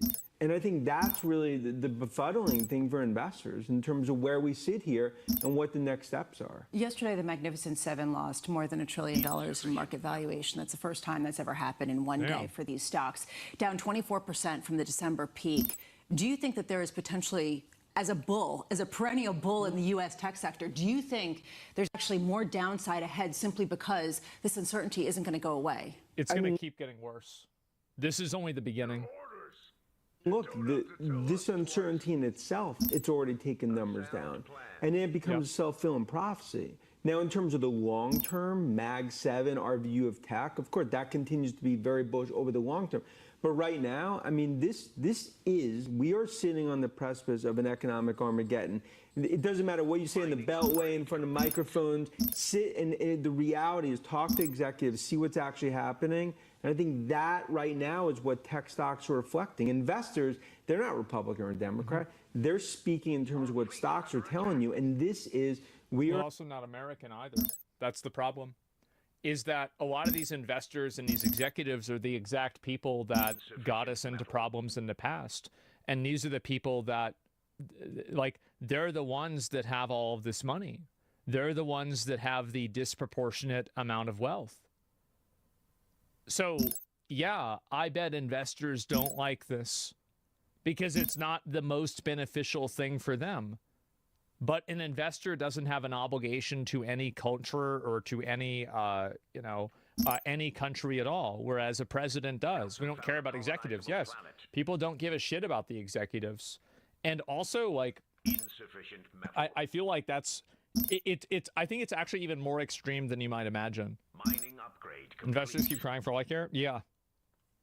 None of this wealth is in the U.S. physically? Yeah, exactly. And this is the problem, is that, like, all of these gains and all of this, like, capital, like, this is like what I said before, right?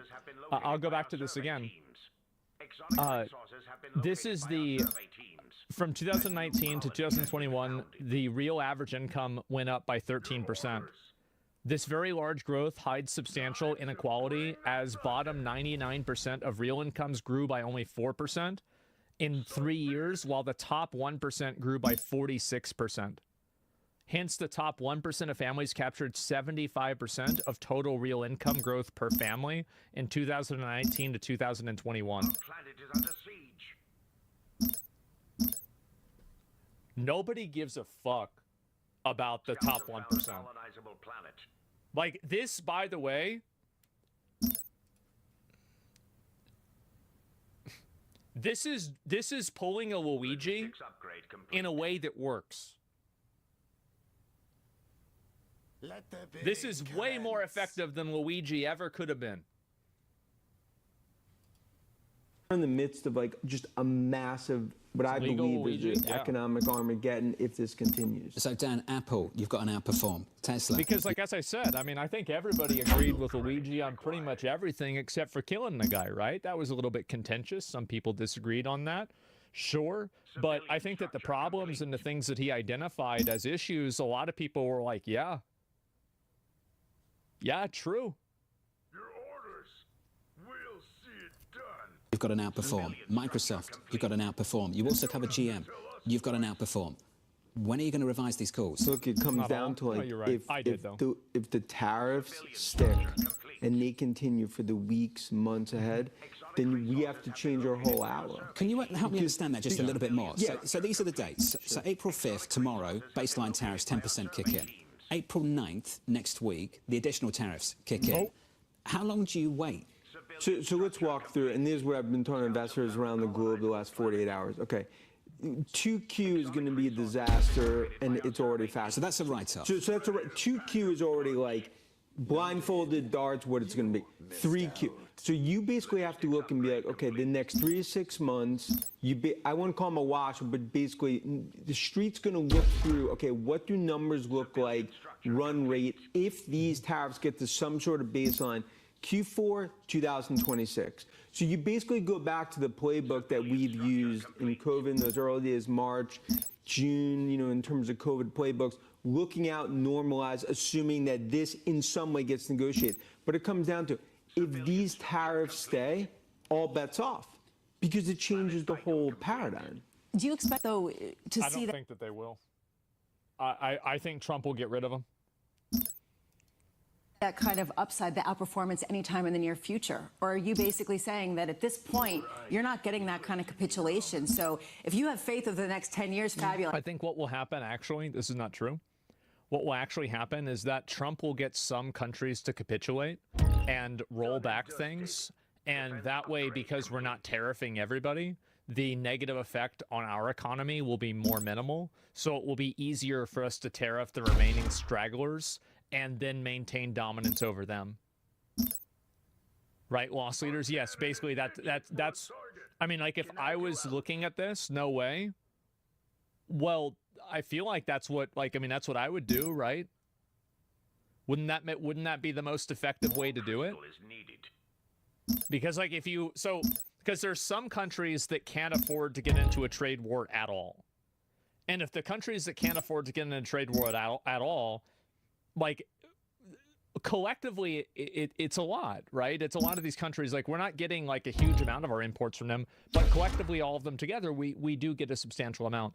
And so the more that we can narrow down being more harsh with tariffing to get more, more of an advantageous deal in whatever way you want, the easier it is to do it, because you're not doing it to that many people.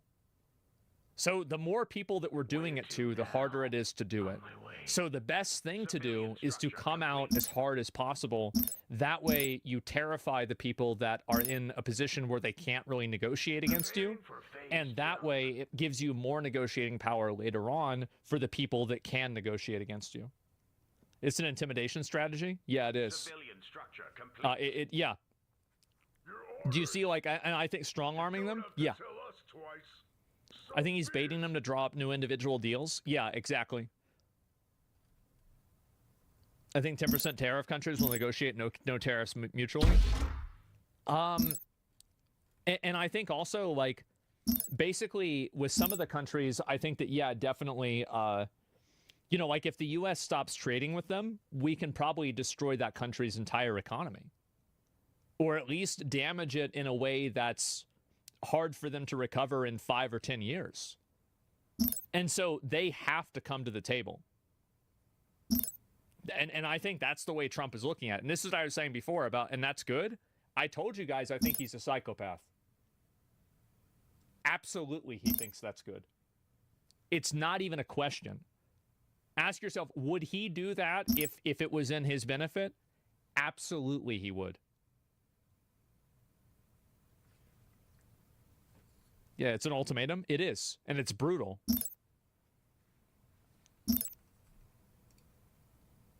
You might get a good entry point, but otherwise, not really worth getting in. Look, in the near term... What do you think about that personally? What's my personal viewpoint on it?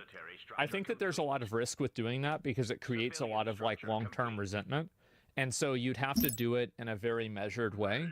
And also, I think it's a short-term solution no matter what, because the real solution, I think, is that like negotiate as fair of a deal as possible. And then in the process of doing that, shift manufacturing away from those people regardless. Because I would expect that you should always expect people to act in their own best interest. So even if you can reach a deal that's mutually beneficial, there's not a guarantee that that will always be mutually beneficial for the other party. So you should still be shifting towards making things better for yourself. We don't have the manufacturing yet? Yeah, and I think that we need that. And I think that we need that not now, but we need it in 20 years when things are automated. And so like now, like basically pressuring companies now and scaring them now into building manufacturing will set us up to have a degree of, you know, like economic control and dominance when automation takes over. And that's in like 20 years. But this is like, I think, step 1 and 2 of that. They won't? Well, they already have. Companies have already announced over $6 trillion of investments into the American economy. It's been 2 months. Additional credits required. A lot of it, unfortunately, it's based on what we see with negotiations. If they happen, what happens with China? TikTok, is that one of the first chips on the table? And they will have to, because they'll be pressured to do it by their stockholders. So like you don't have to like negotiate really with them. All you have to do is hurt them, and then they have to negotiate with you. Because if they don't, then they're gone, and then the person that they get replaced with will negotiate with you. So it's not about empty TikTok. Yeah, TikTok's a great example. So TikTok, like if Trump bans TikTok in the US, TikTok loses almost all of its value.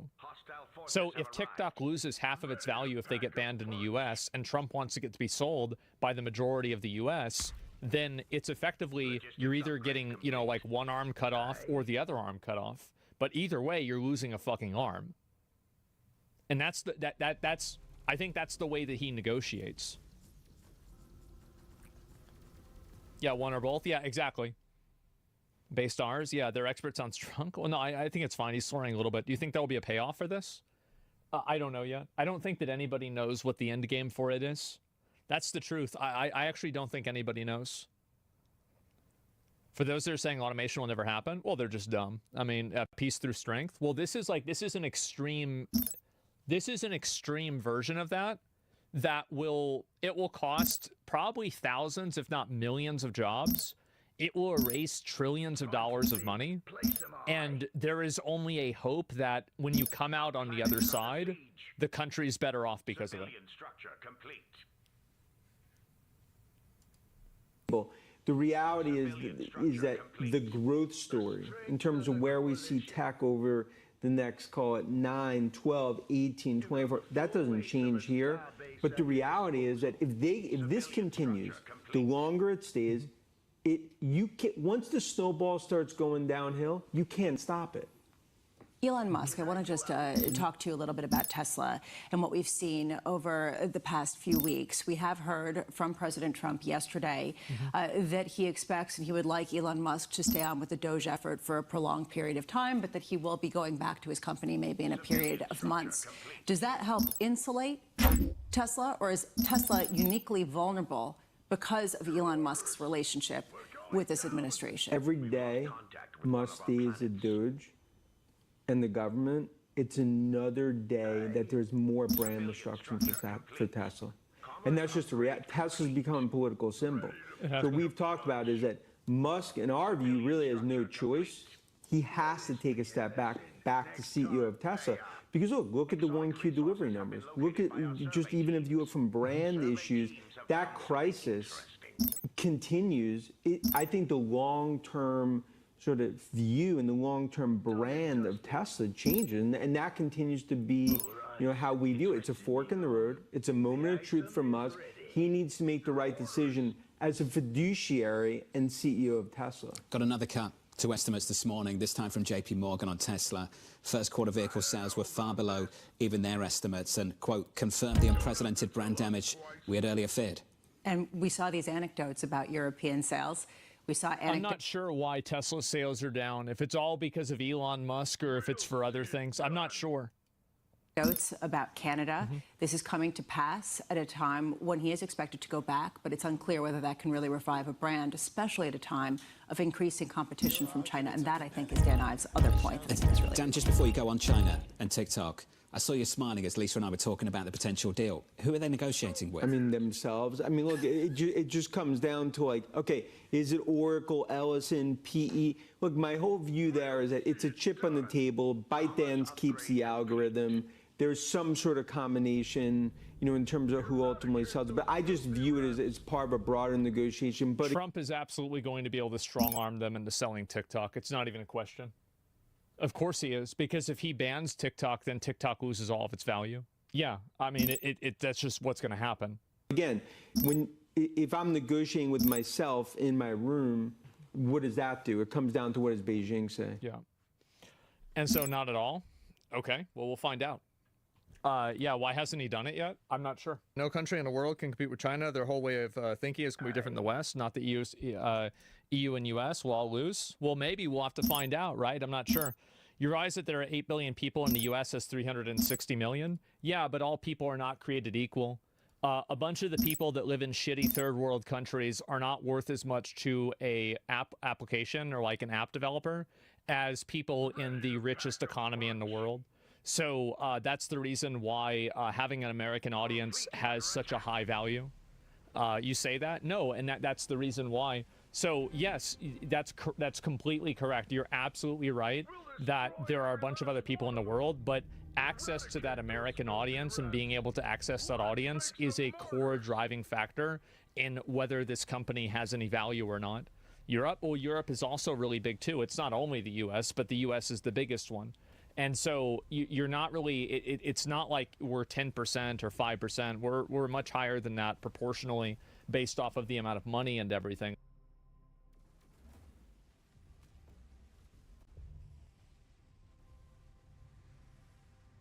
What are my view on the tariffs? I don't know. I don't think anybody really knows. I think that it's massively destabilizing. I know people, I've had friends of mine contact me and they've said like, yeah, bro, like our company is like way worse. Like we have this massive issue we're thinking about doing layoffs, right? So like I've had people tell me like that they're really bad. Markets are open and you might want to turn away or maybe not. It's 2 days now. The news is tough out there now with the tariff announcement. Already in 5 minutes of trading, we're off about 2.5% for the Dow 30. So we're below 40,000 now for the first time in some time. I'd say about a year. On the broad. It is not unthinkable to me that this number might be a 2 within a year. I think it could go down by that much. Market, the S&P 500 trading lower about 2.5 percentage points. I don't think it will, by the way.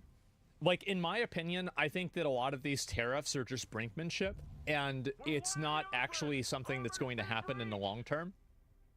I think that a lot of people are expecting Trump to use these tariffs as negotiating chips and not necessarily like a solid foundation for policy. That's the reason, and like that's what I think people are thinking. But if he does keep them, I could see it going down substantially. The NASDAQ is down even more at 3%. So in the past 30 minutes, the president, who is now in Florida at Doral for the LIVE event, he posted this. So the many investors coming to the United States and investing massive amounts of money, my policies will never change. This is a great time to get rich, richer than ever before. I will remind you that China announced its retaliatory tariffs around 5 a.m. Eastern time today to the tune of 35% for American products going into China. So that was the latest move. We'll see how it bounces back and forth throughout the day and into the weekend as we move forward. All right, this from last night, Air Force One. Roll it. What we have is we have a set of tariffs based on what they've been charging us. That's reciprocal. And those tariffs have come in and every country's called us. That's the beauty of what we do. We put ourselves in the driver's seat. President Trump. Yep, that's right. And the only problem is people think he's putting himself in the driver's seat and then driving directly into a wall. That's the issue. And now, is that wall the Great Wall of China? We're going to find out. Somewhat downplaying the initial market reaction to his tariff plan. He's betting Americans will tolerate the short-term downturn if it means restoring manufacturing here in the U.S. Free Press columnist Batya Ungar Sargon writes that with Trump's Liberation Day plan, he's delivering on one of his campaign promises. She is our guest now. I'm sorry about that, but your name is unusual, but people are going to get to know you. You wrote a column that is getting a lot of attention. It said this: how did he steal the working class from the Democrats? Well, in the most obvious way, by purloining their pro-labor agenda. He has the reason why is because you can't have a you can't have a party of people who constantly think that and talk down to voters. And I think this is the way that a lot of working class people believe, is that they view Democrats as ivory tower intellectuals that add basically no value to society. Whereas in a lot of cases, these are people that have physical labor jobs and things that, provide some sort of tangible effect to society. And so when they're being talked down to by some graphic artist that, uses Photoshop for a living to make pretty pictures, and they get told, learn to code from this person, they're not going to appreciate that at all. You think they're smarter than yeah, you think you're smarter than me? Exactly. That's exactly the way they feel. Forced the border and is now instituting widespread tariffs, implementing a broad protectionist agenda committed to reshoring manufacturing and giving the working class a boost, the likes of which we haven't seen since the New Deal. Tell me about your column and the reaction to it. Do you know, it's so amazing. This morning on one of the liberal channels, I saw a Democrat congressman, and he was just sitting there saying, I have no idea why President Trump is doing this. They simply cannot understand why he is implementing the tariffs, because the answer... Well, the thing is, if you voted for Trump, this is very important. If you voted for Trump and you're upset about these tariffs, you kicked yourself in the dick. He said he was going to do this the entire time. He said, guys, I'm going to do this. I'm going to do this, guys. Guys, guess what I'm going to do? Boys, have you heard about my favorite word? So seriously, so anybody who's voted for Trump, who's complaining about these tariffs, you are so dumb. Help you, Commander? He said this from the beginning. This is one of the only things Trump has been consistent on even. You can look at interviews from Trump in 1980, and he's talking about tariffs. Really? He's talking about even then. The answer is simple. He is choosing Main Street over Wall Street. He has chosen to bet on the American working class instead of on the rich elites. That's right. That's exactly it.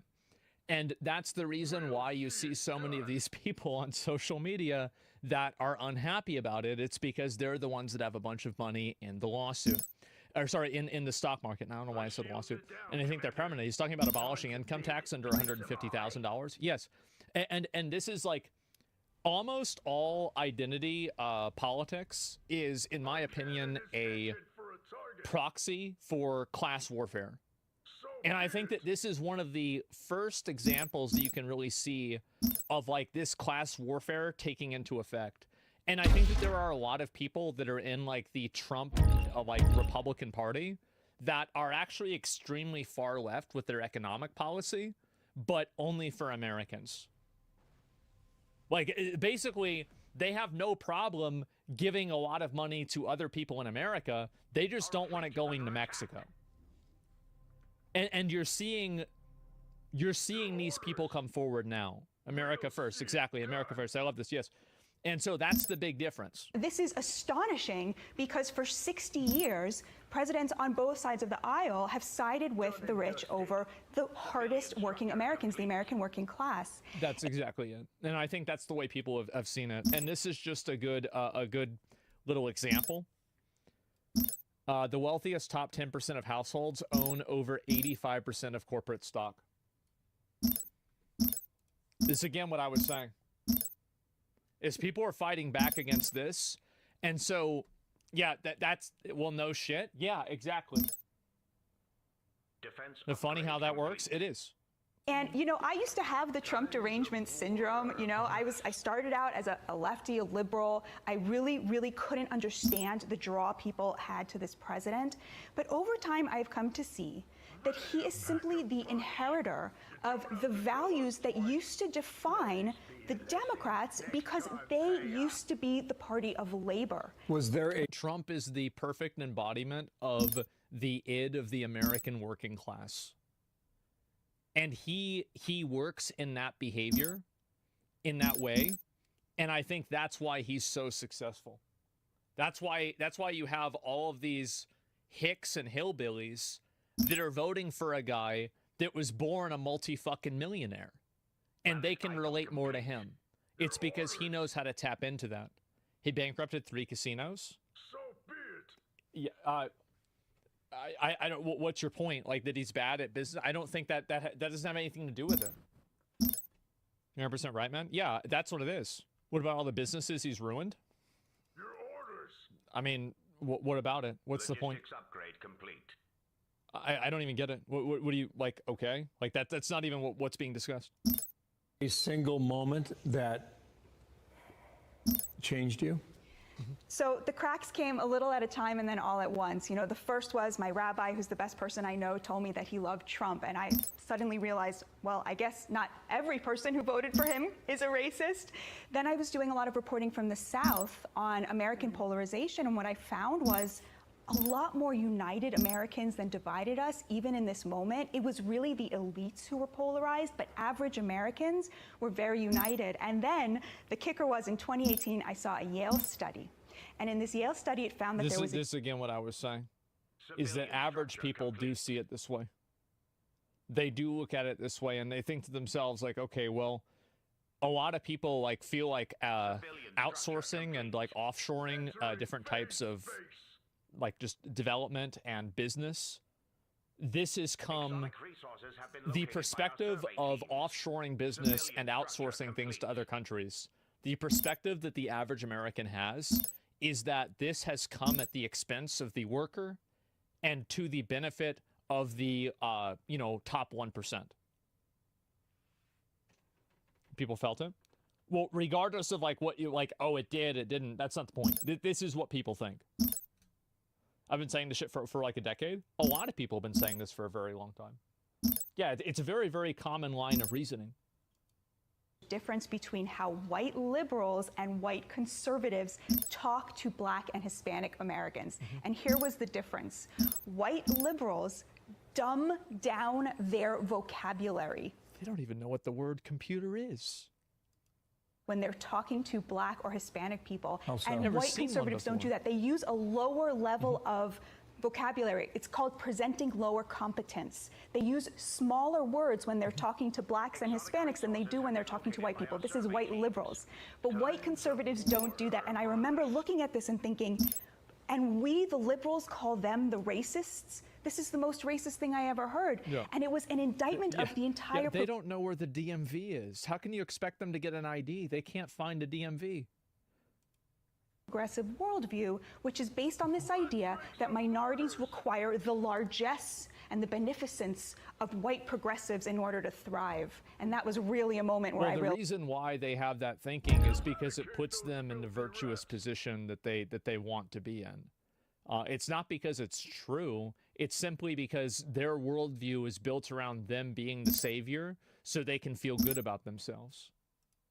Like, wow, there's something really wrong with the left as it is, and came to see that it was President Trump who wanted to implement agenda items that would restore dignity to working class Americans. That's what this entire agenda is about. That's what these tariffs are about.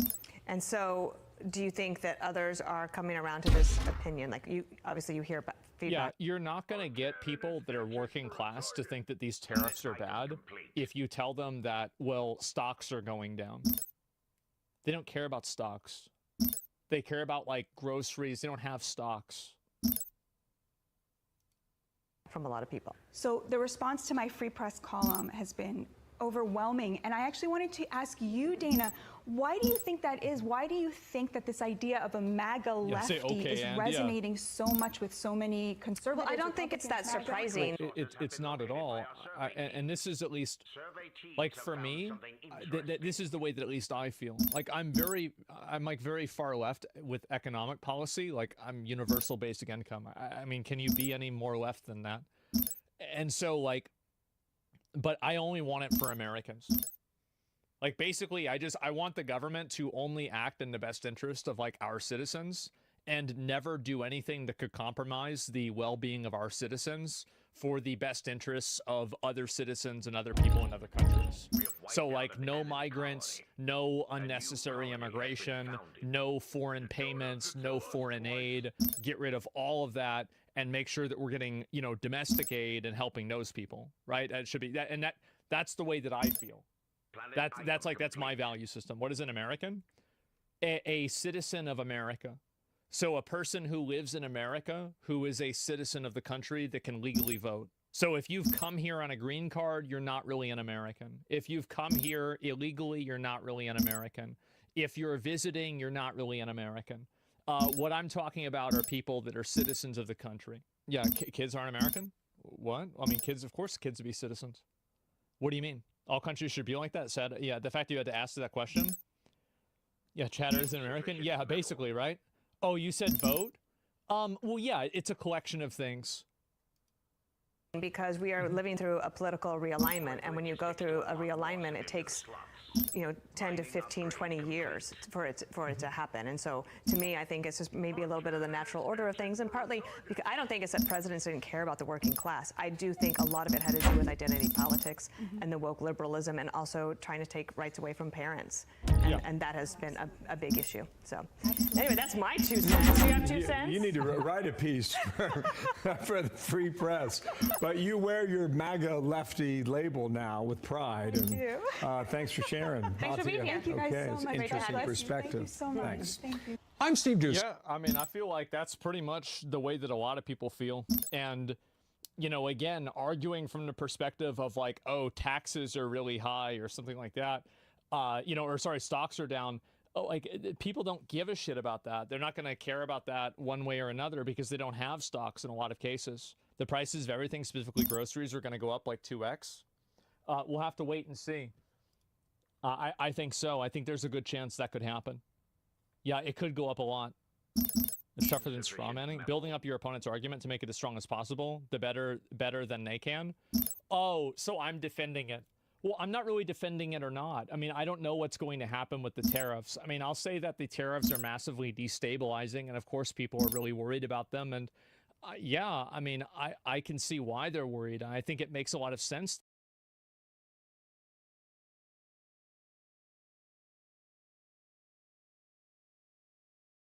Ubisoft is planning to protect developers from harassment with Assassin's Creed Shadows. Hope you guys have had a great weekend. We've got some hilarious news being reported here. Apparently Ubisoft is, as Bandar Hub says here in their tweet, preparing to curb the backlash against critics of Assassin's Creed Shadows.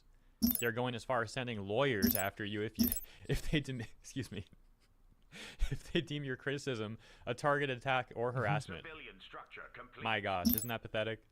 They include this diagram. Let's check this out. Yes, let's read it. Ubisoft prepares an anti-harassment plan to target critics. News, according to BFM TV. An extreme and stressful situation that Ubisoft prefers to anticipate. An anti-online harassment plan. Yeah, this is what's going to happen with new games. This happens with all games nowadays. Ubisoft sore losers. Well, that's why they sent you a copy. Oh, so wait. Wouldn't that be entrapment?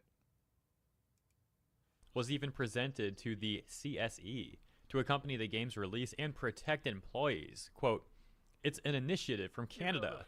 There's a team that monitors networks and acts quickly in the event of a targeted attack." Initiative from Canada. Unquote, explains an elected official. Psychological and legal support is promised to employees who are targeted.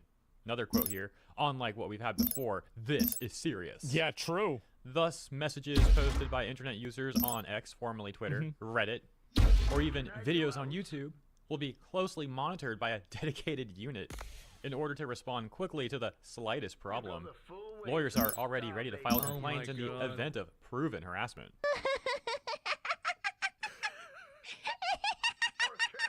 So, yeah, the thing is that, and this is the problem that I have, in essence, I agree with this. I think that if you're harassing developers on a personal level because you don't like what's happening in a video game, you need to be put in a box because you're not ready for civil society. You're not ready to be in the real world. You need to be in a box, and that way you don't hurt yourself or hurt anybody else. But where do you draw the line here? Sounds like a sales pitch to our workforce. Yeah, I guess so. Yeah, and also, by the way, this really, it doesn't fill anybody, does it fill anybody with any confidence that they're saying this? I don't know. I feel like they're not so good, huh? Not so good. Defense upgrade complete. We have to define harassment. Yeah, if an employee is public. Well, I think harassment is very simple, right? Harassment is when you make something personal, when you are attacking them in private channels. Like, for example, you know, you see a developer, you find out their phone number, and you're calling them. That, in my opinion, is uncivilized behavior that no one should be expected to tolerate. No one should tolerate that. You do that, that's harassment. But saying that your game sucks dick on Twitter is not harassment. And hopefully it's not the truth either. I guess we're going to find out. Actually seen this sort of corpo jargon from various other corporations before as well. Yeah. And they seem to love loosely defining this stuff or like not defining it at all, right? Like oftentimes what they would call targeted harassment or attacks is like valid criticism against the game. And you would think this sort of corporate corruption. Yeah, I mean, I think that all the time people conflate harassment with criticism in order to make people feel sorry for them, basically. I think that's effectively what happens in a lot of these cases. Is something anyone would like get behind criticizing, right? Like this is not something that should be defended. However, like, I'll give you an example. So an example of this is like that Matt Hansen guy from Obsidian. People were criticizing him and attacking him personally, but I think that all of that criticism was completely fair, and there's nothing wrong with it, because he's making personal statements on a public website. If you're making public statements on a public website, and then people come back and they say, "Wow, these statements are really stupid, and it sounds racist for you to say this," that's not harassment. It's not at all. He came out, was done publicly? Yeah, exactly. Activist outlet The Gamer apparently is taking Ubisoft's side on this one. Well, they have write, to.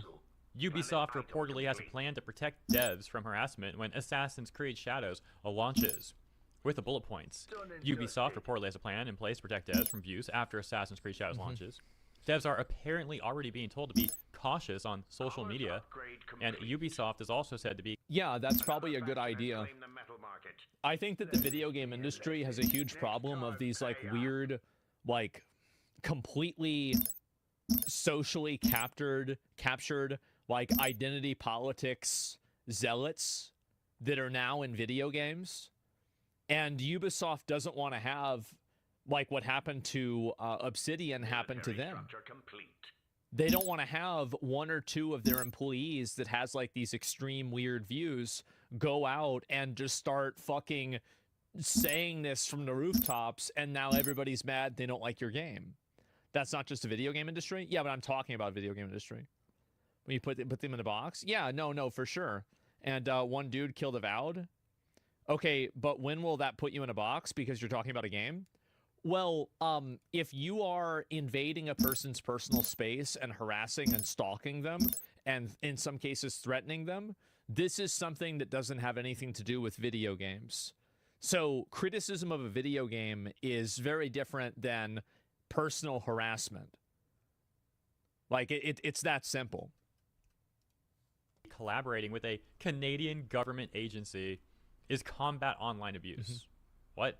I think they meant to combat online abuse, not is combat online abuse, but who knows with these people. Yeah. Furthermore, they actually write, like the full article here, they say, it's hard to imagine that morale has been great at Ubisoft since Assassin's Creed Shadows revealed. I bet. The first trailer was released last spring, and since then, the game has been hit with delays, and the studio has faced layoffs. But of course, the main story surrounding Assassin's Creed Shadows is the backlash, as the anti-woke/DEI/whatever it's called now movement made the game its latest target.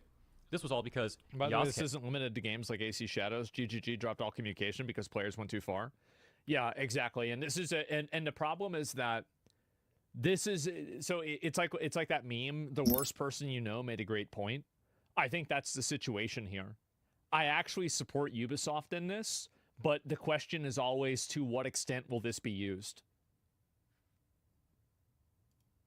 One of the game's protagonists, while critics say that they take issue with Shadows referring to Yasuke as a samurai, it doesn't take a lot of looking to find violently racist imagery and language being used towards the game and its depictions of its black protagonist. The backlash was intense, with Elon Musk joining in on the hate. So, let's pause for a second. There's been a lot of critiques towards this game for various reasons, including even the architecture apparently being more Chinese than Japanese. And it's not hate entirely. Like, there are some people that just disagree with you. Like, they might not like what you're doing. That's not necessarily hate.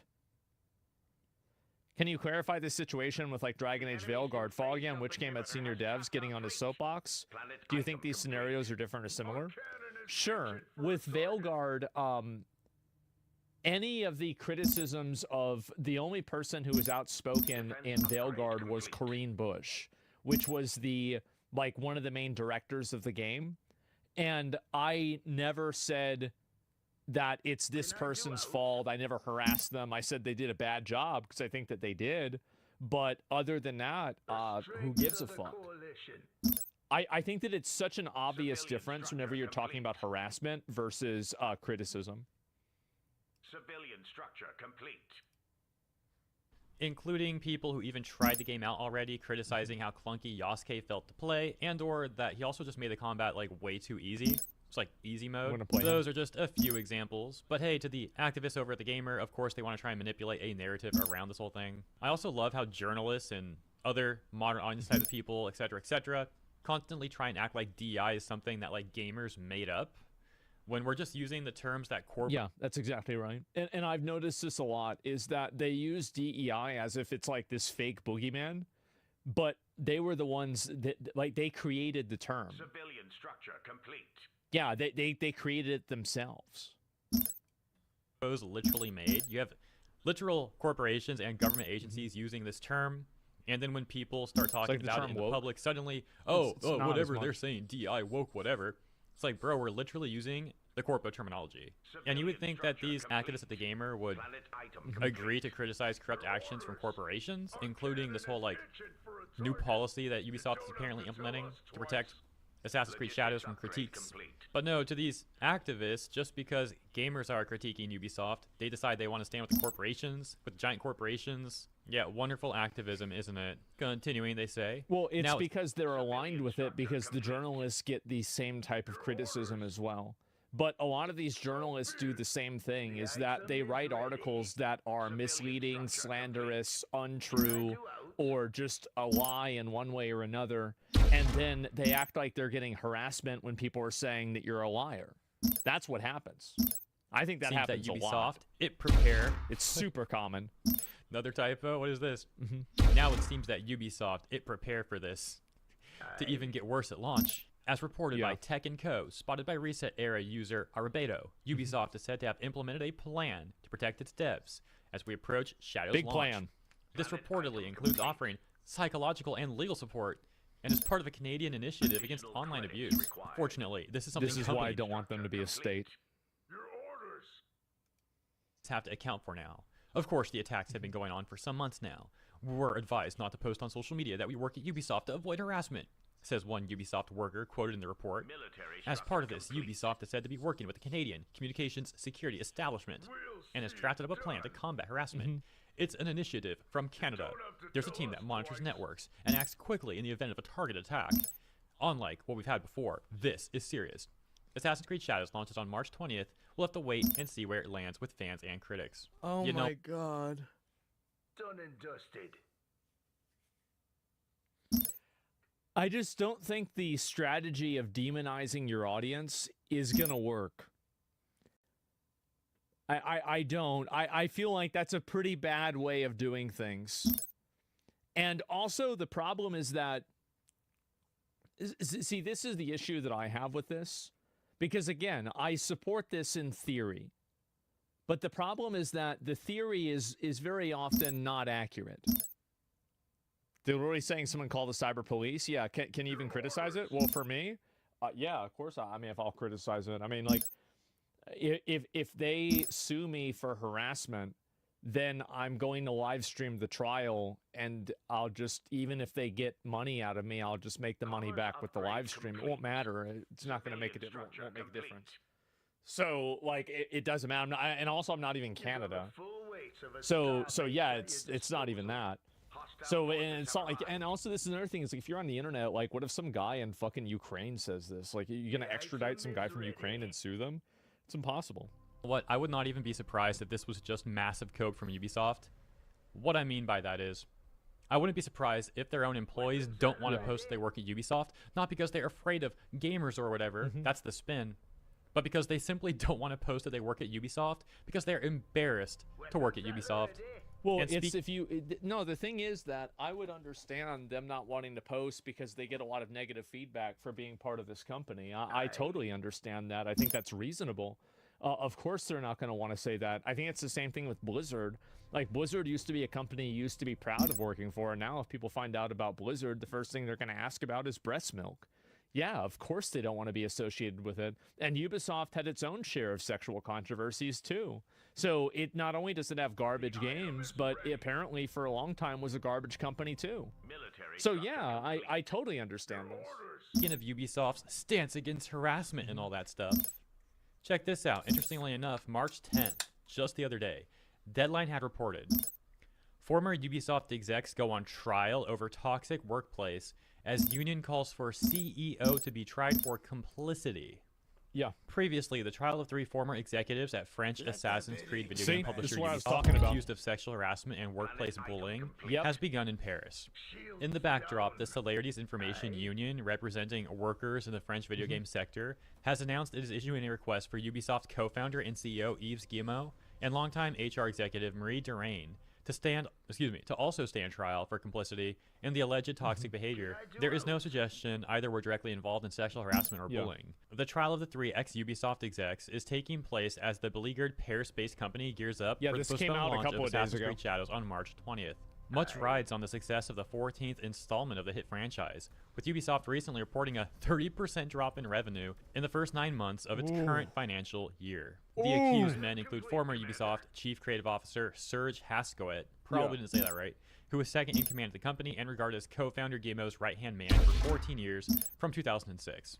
So he's joined with a few other executives as well, and I'm not going to go into like all this trial stuff. I just thought it was rather interesting, as mentioned, that we get the statement from Ubisoft and the Canadian government apparently teaming up and all that. Oh, we're against harassment. Meanwhile, all this is going on too. Of course, at least it sounds like they should be more against harassment at their own company. They should focus on that instead of focusing on the internet. I mean, because that's where apparently there's sexual harassment and stuff like that happening at this company. This is a huge issue. At the time of recording this video, I don't believe they've been found guilty or anything like that. It seems to be ongoing, but again, interesting stuff, isn't it? We've also talked in the past about how various corporations like to try and virtue signal publicly as they deal with their own controversies. So make of all this what you will. Now, I thought it might be fun to I mean, I'm going to be honest. Like, I think if you're harassing a developer, you're calling their personal phone, you are attacking them on a personal level, you're threatening them. I think this is harassment, and I think you should be held accountable for it. Absolutely, because like you've left the realm of criticism, and now you're attacking them on a personal level. And I'm not saying like, oh, calling somebody a fat bitch is like a problem, but like going and like, doxing or doing anything else crazy like that, calling their personal phone, like sending them mail, anything like that, that's completely over the line. And no reasonable, civil, tolerant society should have any room for that to exist. Done and dusted. Agreed? That's actual harassment? Yeah, exactly. This video was something rather amusing. That takes us to the subreddit for Assassin's Creed Shadows. They say, #2 in Japan, we have won, with the included image reading best. You get 1 second place, but yeah. Sellers in PlayStation 5 games. #1, Monster Hunter Wilds. #2, Assassin's Creed Shadows. And #3, Split Fiction. And we can take a look at the most downvoted comments on that post, and it's hilarious seeing what upset the Assassin's Creed Shadows defenders over on that subreddit. For example, -16 downvotes reading, #1 on that list is 70k, #5 is 7k, and MGS3 #10 is at 2k. You're really celebrating 1k sales 3 days from release. This one with -19 downvotes reading, Reddit when a new game is best-selling first week. Remind me what happened with Dragon Age. And -20 downvotes reading, my guy, it is a quote-unquote bestseller with only 7,000 sold for PS5 and 1,000 sold for Xbox. Where's your quote-unquote win, bro? Ultimately, the mods for the Assassin's Creed Shadows subreddit would decide to lock the post. So yeah, just thought that was pretty amusing. Hope you guys enjoyed the entire segment, though. If you did, please consider liking and subscribing. Appreciate you. Have a great week ahead, and I'll see you in the next one. I think this is a huge thing that a lot of gamers have, and a lot of people do take things too far. And in the case that people do take things too far, I think that they should be held accountable. What's the big news for Assassin's Creed today? Well, the big news is that we're going to play it.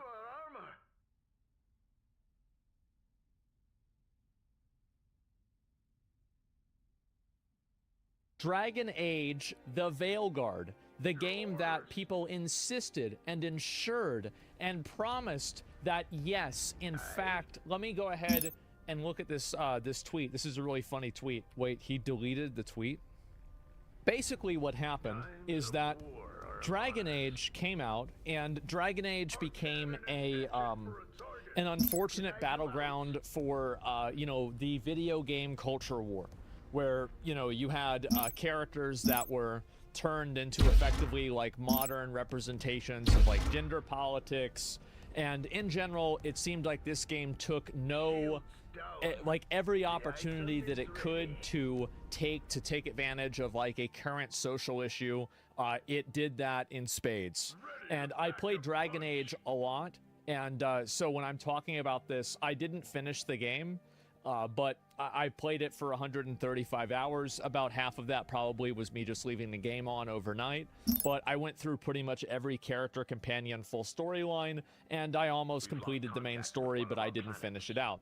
So, basically this game came out, and it came out to raving tremendous reviews.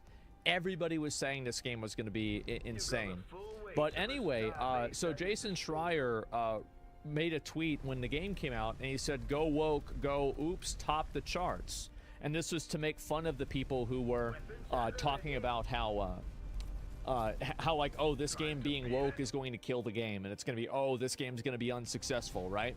Well, actually, I actually don't like the game very much, but I do like seeing you chuds get dunked on.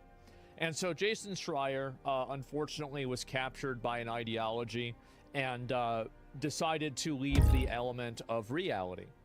And unfortunately, we're snapping back to reality today. The sales for this game were 50% of what they were expected.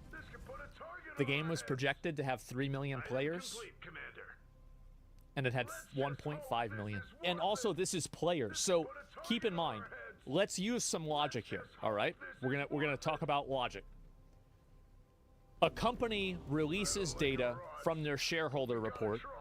Shareholder reports are meant to ensure like competence and confidence in the shareholders, right? Like they're meant to raise the value of the company and communicate the value in a way that is most beneficial for the people that are running the company.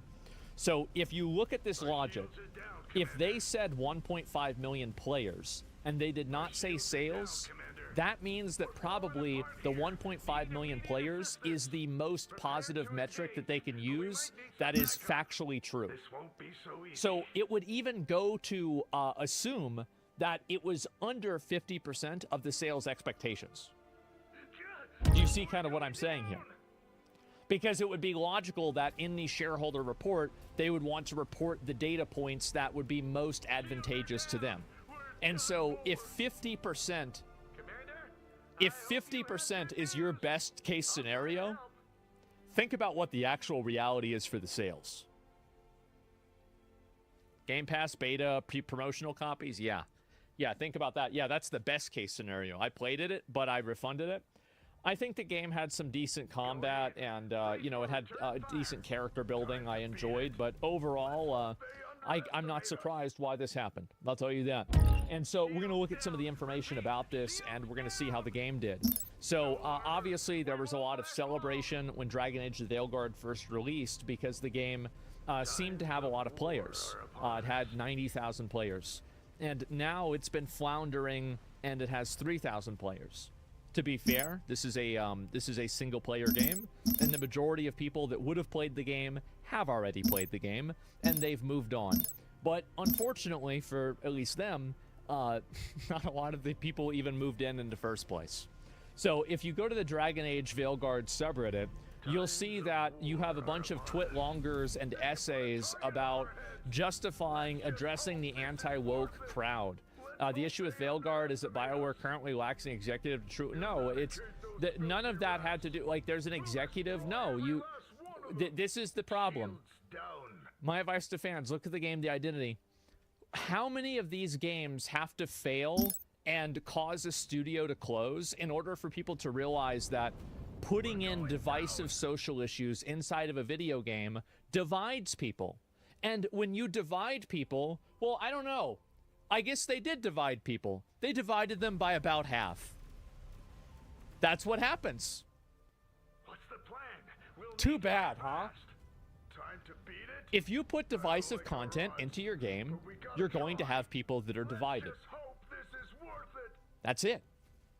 And so you have to ask yourself the question, when you're putting stuff like that into your games that you know that people won't like and will have a massive negative reception on social media, ask yourself the honest question, is this good for the company? Is it good for the long-term health of the company, the employees, and the product that you use it as a battleground for what your social ideology is? Times of war are upon us. And it sure seems like the answer to that question here is very much a no.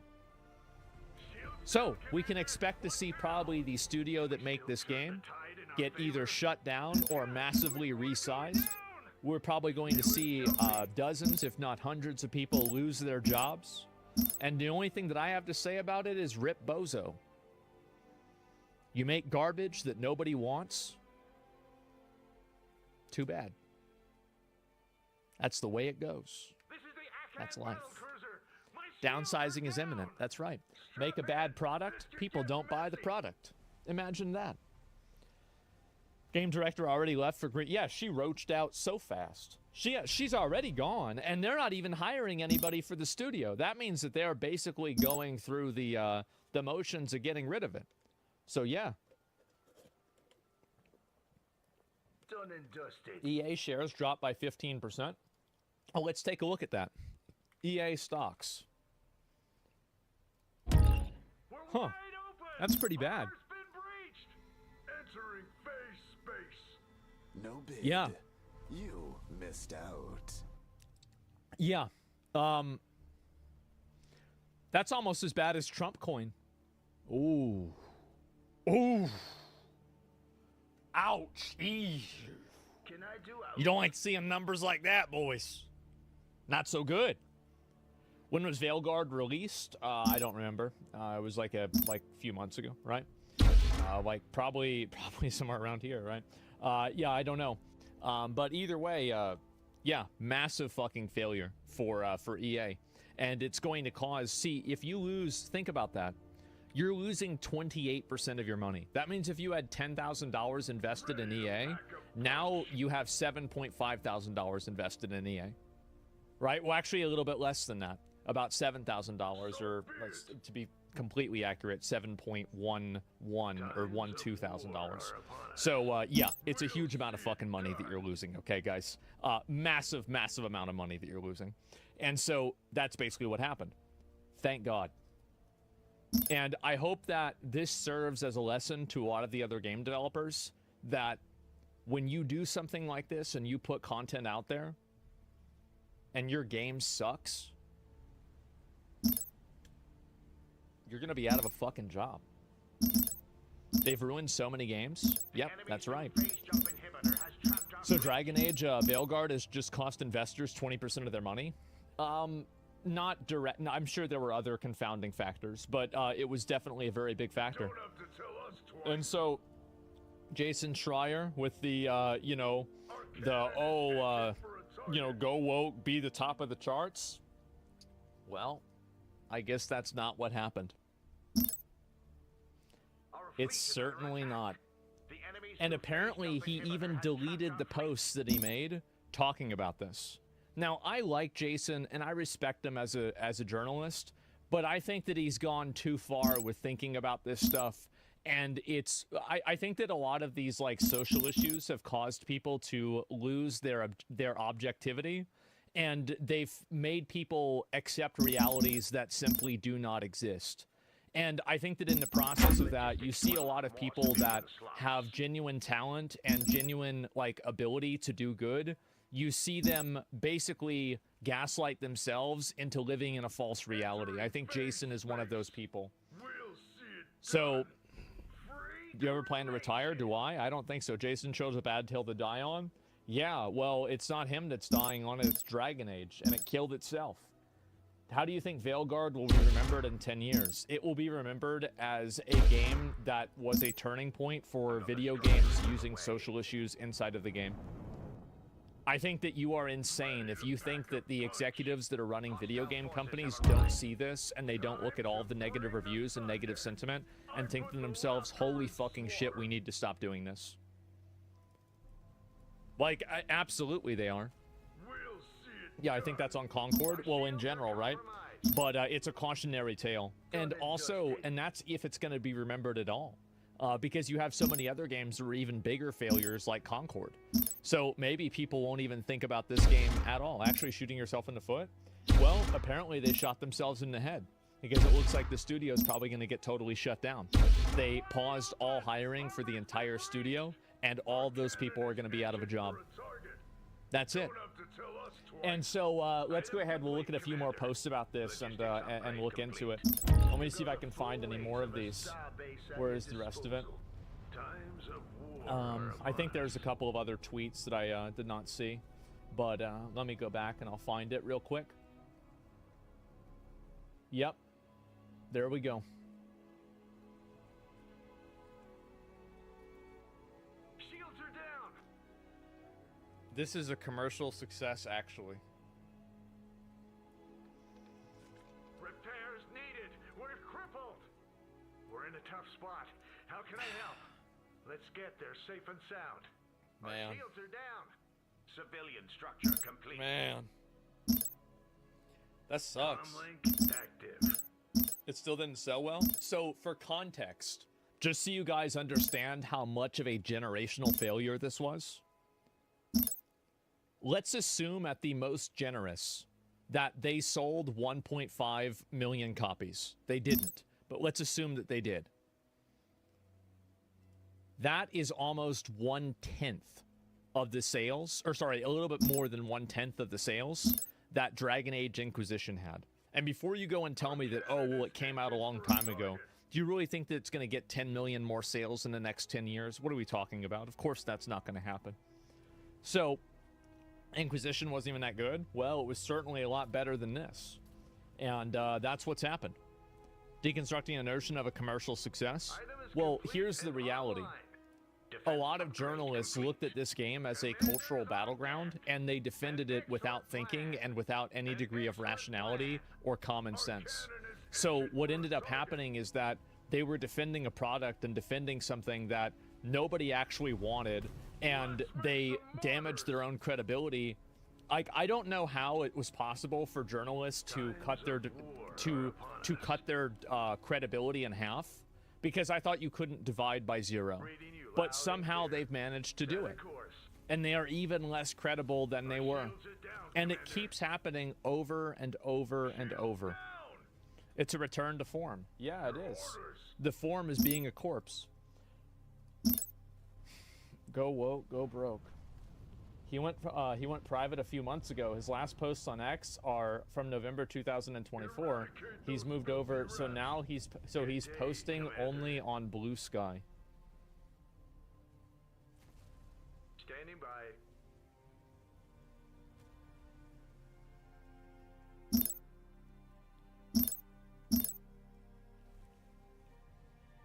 Code Red, we're going down. Our shields are down, Well. Commander. Defense upgrade complete. There it is. I don't know what to say.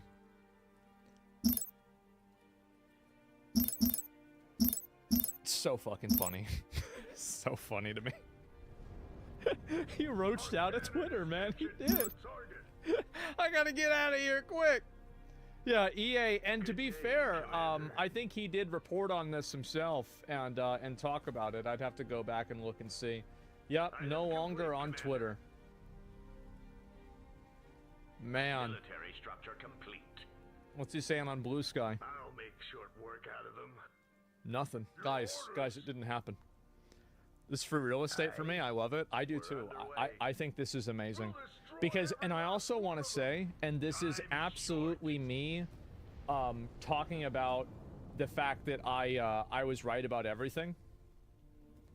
This was my original numbers for sales. And the number that I use for my estimation for how many copies this game sold was exactly accurate. And do you know why? By the way, do you know why I was able to do that? I'm not a wizard.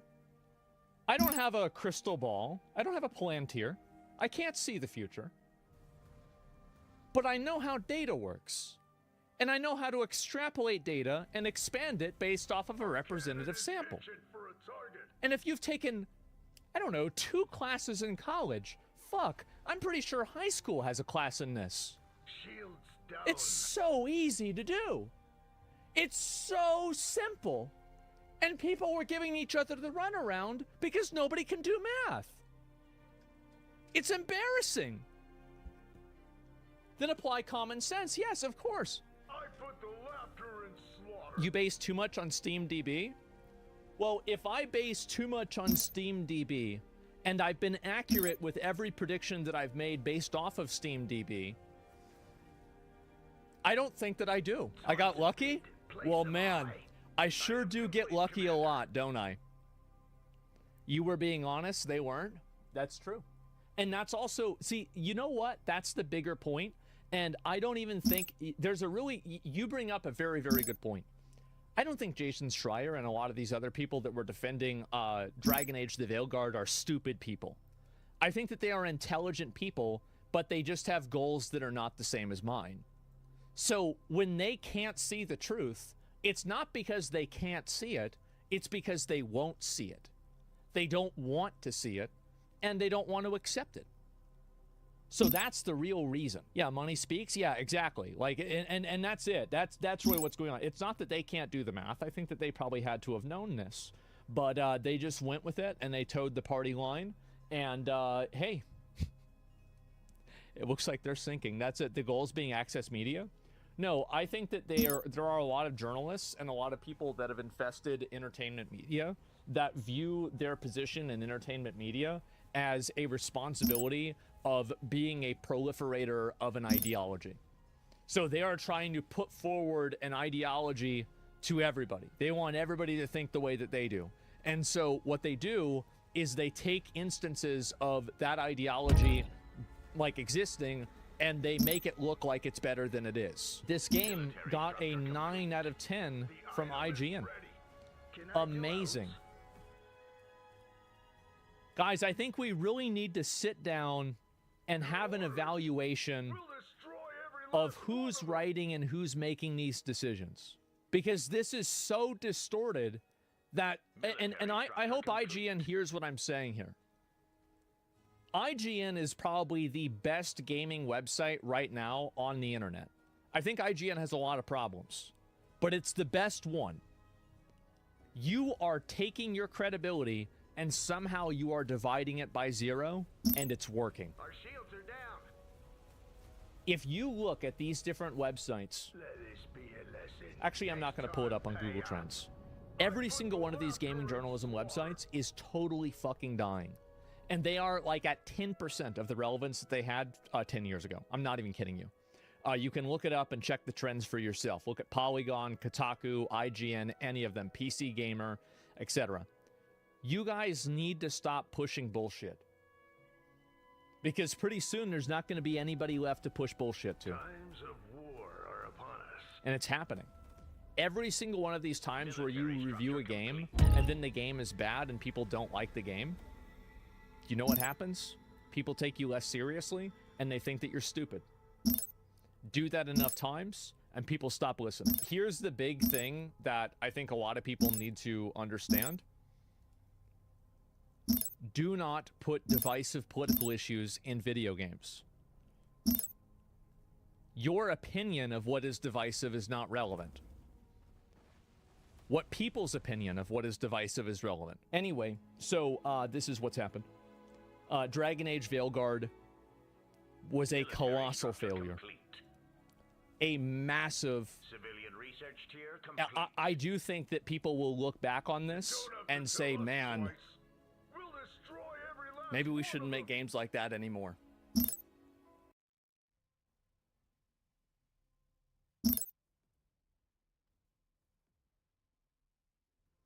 Assassin's Creed just revealed how ugly the gaming community is. Oh, I guess they watched one of my videos. Let's see what they're saying. I've been a gamer my whole life. Never did people act more feral about a game than they did with Shadows. Nah, that's not even true. People did this way more with Concord. They did it way more with other games. To act like Assassin's Creed Shadows is like some kind of like unique thing, it's absolutely not. Like, people have been popping off about games like this for a long time. They say we gay, yeah. Cyberpunk, I mean, it's just not even true. Like, you've been a gamer your whole life, bro. Like, what do you, I guess he was born last year. Their ugly character surfaced more like he was allowed to surface because the general hate cloud above this game, hating their ugly character surfaced. Oh, like a person's character. He's talking collectively about those people.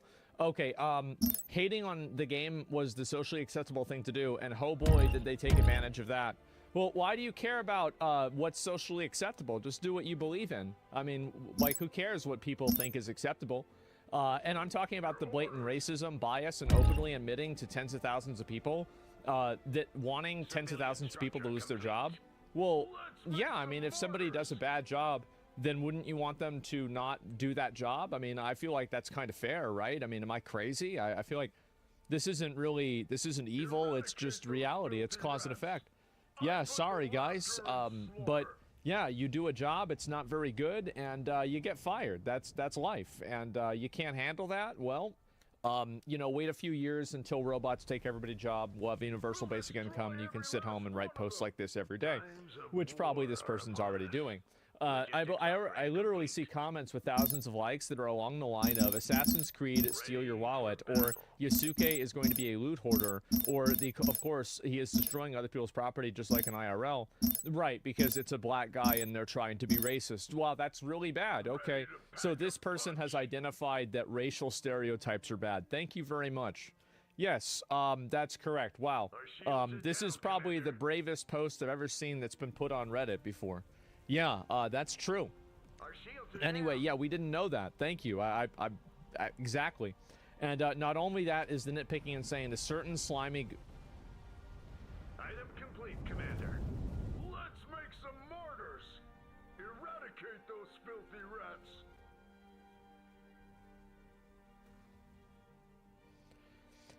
A certain slimy goober who has way too much influence considering he's one of the filthiest people alive sucks at video games in general, and has had borderline Nazi views. Again, Nazi is when you are not seeing their point of view.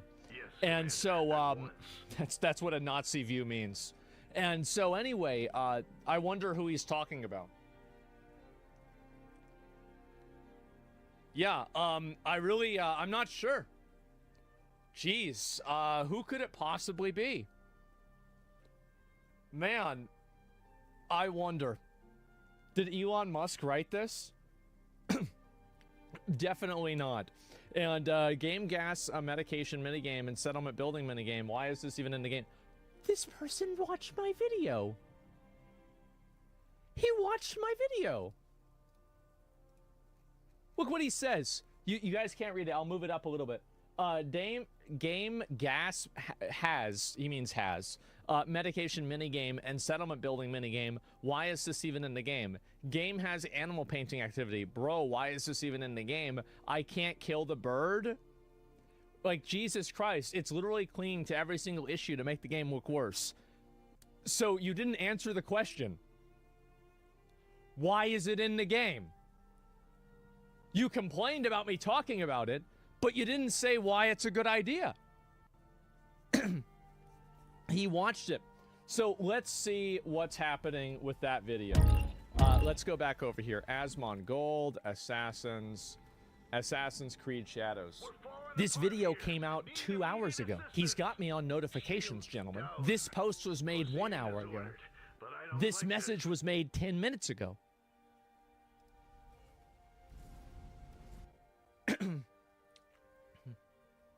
Oh my God. They walk among us. He's a big fan. He is. So I put this video out 2 hours ago, and people are unhappy. I guess somebody's unhappy about the video. Well, let's see what everybody else thinks about it. I'm going to go ahead and pull it up. Wow, it looks like everybody loves the video. What a surprise. And so anyway, we'll go over, and I'll see if I can find this. Assassin's Creed. It must be this one here. Easily done. This is the top post. Oh, it's 12 hours ago. Comlink active. Wait. The item is ready. Yes. So he watched me live. Fire at will. Good day, Commander. How is it that... I've got your back. Man, You made the this right is crazy. He was here. He was here for the live edition, man. And he didn't even wait for me to go to YouTube. He's he's among us. I know. It's a hate watcher. Look at this. Let's see here. Locking this post for now. I've leaned towards ignoring the gaming community at large because of the toxicity, and I did this years ago. I left all the generic Facebook groups. It's so much more of a pleasant place. It's honestly how crazy almost everybody has the hate boner for Ubisoft these days. I don't like Ubisoft today either, but I'll try the game out myself and form an opinion instead of hating without rhyme or reason. Well, I gave a number of reasons in the video. You just didn't like them. That's it. And I'm amazed how rabid the Prince of Persia sub has gotten. I don't know about that. I didn't read that. So some of the dumbest takes I've seen over Shadows make me feel like a genius. How's a 6-foot black man going to be stealthy in feudal Japan? The game is set in Japan. There's no Asian protagonist. There is one, just if you move your sexist views aside. Okay, so there isn't one. Better play Ghost of Yotai than what the fuck PC and Xbox gamers going to play? What the fuck are PC and Xbox gamers going to play? Let the bidding commence.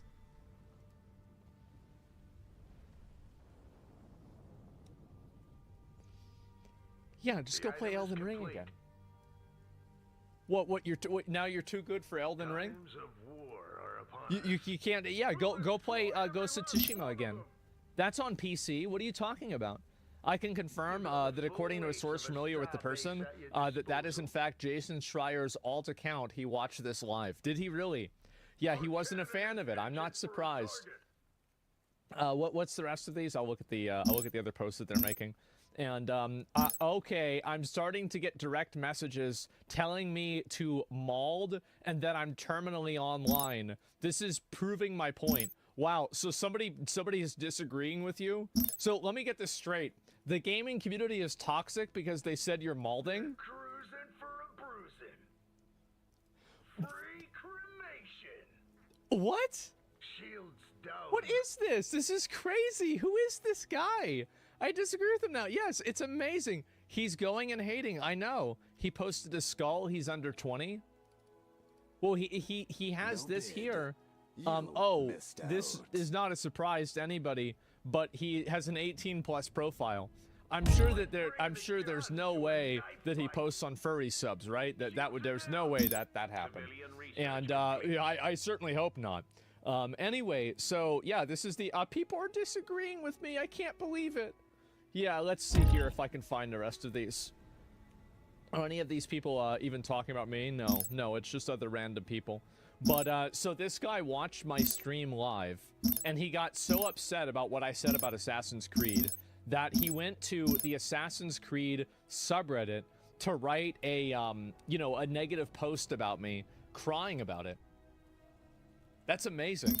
But guys, keep in mind, the important thing is that he's not terminally online. Because people that are terminally online, let's look at this. 69,000 comment karma, 4,600 and 465,000 post comment. Yeah, definitely not terminally online, guys. Sorry to say. Absolutely. Wow. I don't know what to say. Top 10% poster? Yep, that's it. He who shall not be named. I am Voldemort. I am. And leave the multi-billion-dollar company alone. Well, it doesn't matter if it's made by a multi-billion-dollar company or by one person. Things should stand on their own merit and be criticized based off of that. And if it's made by a big company, I'm going to expect a little bit more. And call me crazy, but if a big